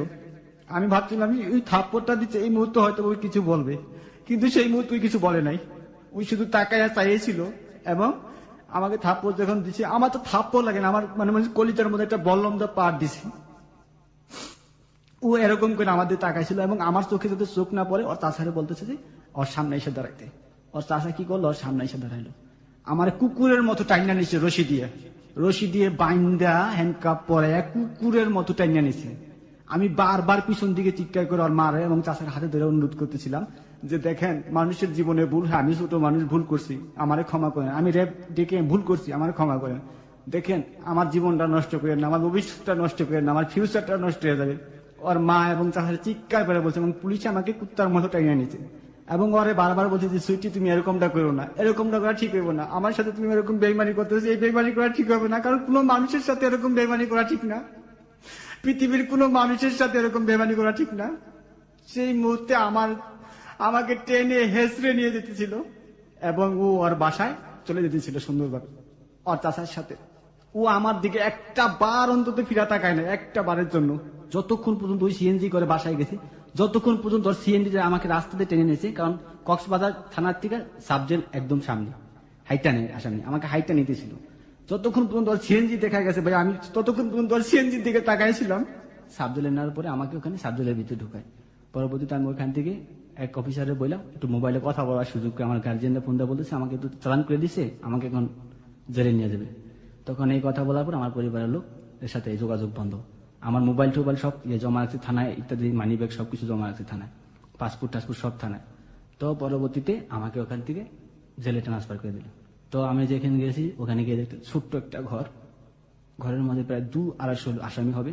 যখন জেলে ঢুকেছে আমার পাশার মধ্যে এইভাবে একটা লাত্তি দিয়ে ঢুকাইছে ভিতরে। ঢুকানোর পরে ওখানে দম বন্ধ, পায়খানার গন্ধ, দুর্গন্ধ, বিচ্ছিরি দুর্গন্ধ। আপনার স্টুডিওতে এতটুকু একটা রুম হয়, এই রুমটার মধ্যে 200-250 মানুষ, মানুষের গন্ধ, ঘামের গন্ধ, দুর্গন্ধ। মানে আমি আমার আল্লাহ কোথায় না আমার রাখলা তুমি, দুনিয়ার জাহান্নাম আমার কোথায় না। আমি শুধু আল্লাহরে ডাকতেছিলাম সেই মুহূর্তে। তখন জেলা জিজ্ঞাসাবাদ করে কার কি কেস। তখন আমাকে জেলা জিজ্ঞাসা করছিল, ডেপুটি জেলা, উনি জিজ্ঞেস করছিল যে তোমার কেস কি। তখন আমি বলছি যে এরকম আমার কেসের কথা আমি বলছি যে এই বিষয়। তো উনি এই কথা শোনার পরে উনি সাথে সাথে সুবেদারটা ডাইকা বলছে যে সুবেদার এই ছেলেটার দিকে একটু নজর রাখেন, এই ছেলেটার কেসটা একদম ভুয়া। তখন আমার বলে দিল যে কোনো সমস্যা হলে এর কাছে তুমি বলবা। তারপরে আমাকে ওইখান থেকে জেলে ঢুকালো। যখন ঢুকছি রাত্রবেলা গেছি, রাত্রবেলা যাওয়ার পরে চিরা আর গুড় দিছে ভাইয়া। প্রচন্ড ক্ষুধা সেই মুহূর্তে আমার, কারণ আমি গত রাত থেকে খাওয়া দাওয়া কোনো কিছু করিনি, মুখে চাবাই তো মন করতেছে না। কিন্তু তারপর আমি চিরা গুড় কুকুরের মতো, মানে কুকুর যেরকম মানুষ খাওয়া দিলে খাও খাও করে খায় না, ঠিক সেইভাবে আমি চিরার গুড় চাবাই খাইছি। কারণ ক্ষুধা, আমার নিজের ক্ষুধা আমি নিজে কন্ট্রোল করতে পারিনি। তারপরে ওখানে এই সারা নামাজ পড়ে সবাই জেলখানার নিয়ম কানুন ভাই অন্যরকম, সেই নিয়ম কানুনের মাধ্যমে নিয়ম কানুন শিখাই দিল, এইভাবে চলতে হবে। তারপর আমি দীর্ঘ 6 মাস জেলে ছিলাম। আমি তাহাজ্জুদের নামাজ পড়তে পড়তে আমার এই কপালে কহর ফেলাই দিয়েছিলাম, আমার আঁটুর মধ্যে দাগ ফেলাইছিলাম। আমার জেলখানায় সবাই বলতো প্রেমিক পুরুষ, যে আমার এই কথা শুনলে সবাই চোখের পানি ফেলাইতো যে ভাই তোমার এরকম। কতদিন ছিলেন জেলে আপনি? আমি দীর্ঘ 6 মাস জেল ছিলাম। এর মধ্যে আপনার পরিবার আপনার সঙ্গে দেখা করেনি? হ্যাঁ, আমার পরিবার লোক দেখা করছে, আমার পরিবার লোক সবাই আমার সাথে দেখা করছে। তো আমার বলেছে যে 15 দিন, যত তোর যে মামলা দিচ্ছে 54 মামলা, এই মামলার 15 দিন তোর জামিন হয়ে যাবে। বল তার 2 দিন পরে আরেকটা মামলা দিচ্ছে 7-9 দ্বারা, নারী নির্যাতন, অপহরণ, দর্শনের সহায়তা করিয়া, এই মামলাটা দিচ্ছে তারপর দিন। এবং কক্সবাজার মডেল থানার মামলাটা উকিয়া থানায় ট্রান্সফার করে নিয়ে গেছে, ওদের থানায় নিয়ে গেছে। তারপরে আমাকে 7-9 ধারা দিছে। এই ধারা দেওয়ার পরে আমার পরিবারের লোক অনেক চেষ্টা করছে, হাইকোর্টে নিয়েছে, কিন্তু মামলার জামিন হয় নাই। পরবর্তীতে ওদের সাথে আপোষ করছে, ওদেরকে 4-5 লক্ষ টাকা দিয়ে, 5 লক্ষ প্রায় 5 লক্ষ টাকার থেকে টাকা দিয়ে আমাকে জামিনে বাহির করে আপোষে 6 মাস পরে।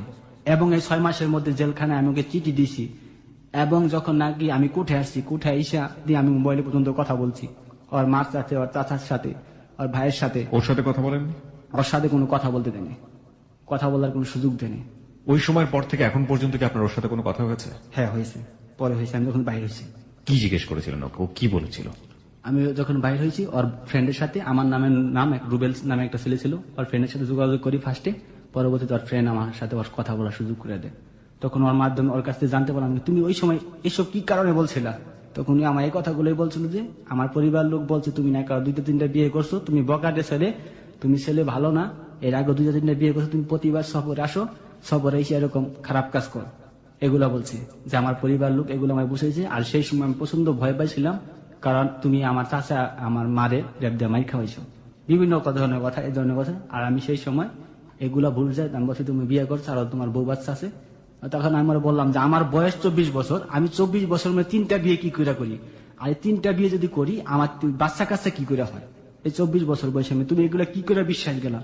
তখন ওই কান্না করতেছিল, তখন ও আমাকে বলতেছে যে আমার ভুল হয়ে গেছে। আশেপাশে সে পুনরায় আবার আমার কাছে কান্না করতেছে, তুমি আমার এসে আবার নিয়ে যাও। তো পরবর্তীতে আমি বলছি যে আর সম্ভব হবে না, তুমি যদি একমাত্র পারো কোর্টে দাঁড়ায় যদি জজের সামনে বলতে পারো যে মহামান্য আদালত, আমি আমার পারিবারিক চাপে এই সমস্ত কথা বলতে বাধ্য হয়েছি, এবং আমি আমার স্বামীর জেল কাটাইছি 6 মাস দীর্ঘদিন, সেটা আমার পরিবারের চাপে পড়া, এখন আমি আমার স্বামীর চাই, তাহলে আমাদের দুজনের মিল হবে, এছাড়া আর কোনো সময় মিল হবে না। তো সামনের কোর্টে তুমি যদি দাঁড়া করা, তুমি এই কথা বলবা। তখন ওর সাথে আমার যুক্তি হলো, ও বললো যে ঠিক আছে আমি এই কথা বলবো হালুম। আমার বলতেছে, আমার একটা SMS পাঠিয়েছিল যে হালুম তোমার যদি কোনো পেপারে সাইন করতে বলে তুমি জীবনও কোনো পেপারে সাইন করবে না। আমি আজও পর্যন্ত কোনো কিবরিয়া ভাই, আমি আজও পর্যন্ত কোনো পেপারে, আমার ভাইয়ের আইন আমি পেপার টান্দা ছিঁড়া ফেলাইছি, আজও পর্যন্ত আমি কোনো পেপারে সাইন করিনি, এবং আমার কেসের কাগজটা পর্যন্ত আমি সাইন করিনি ভয়ে।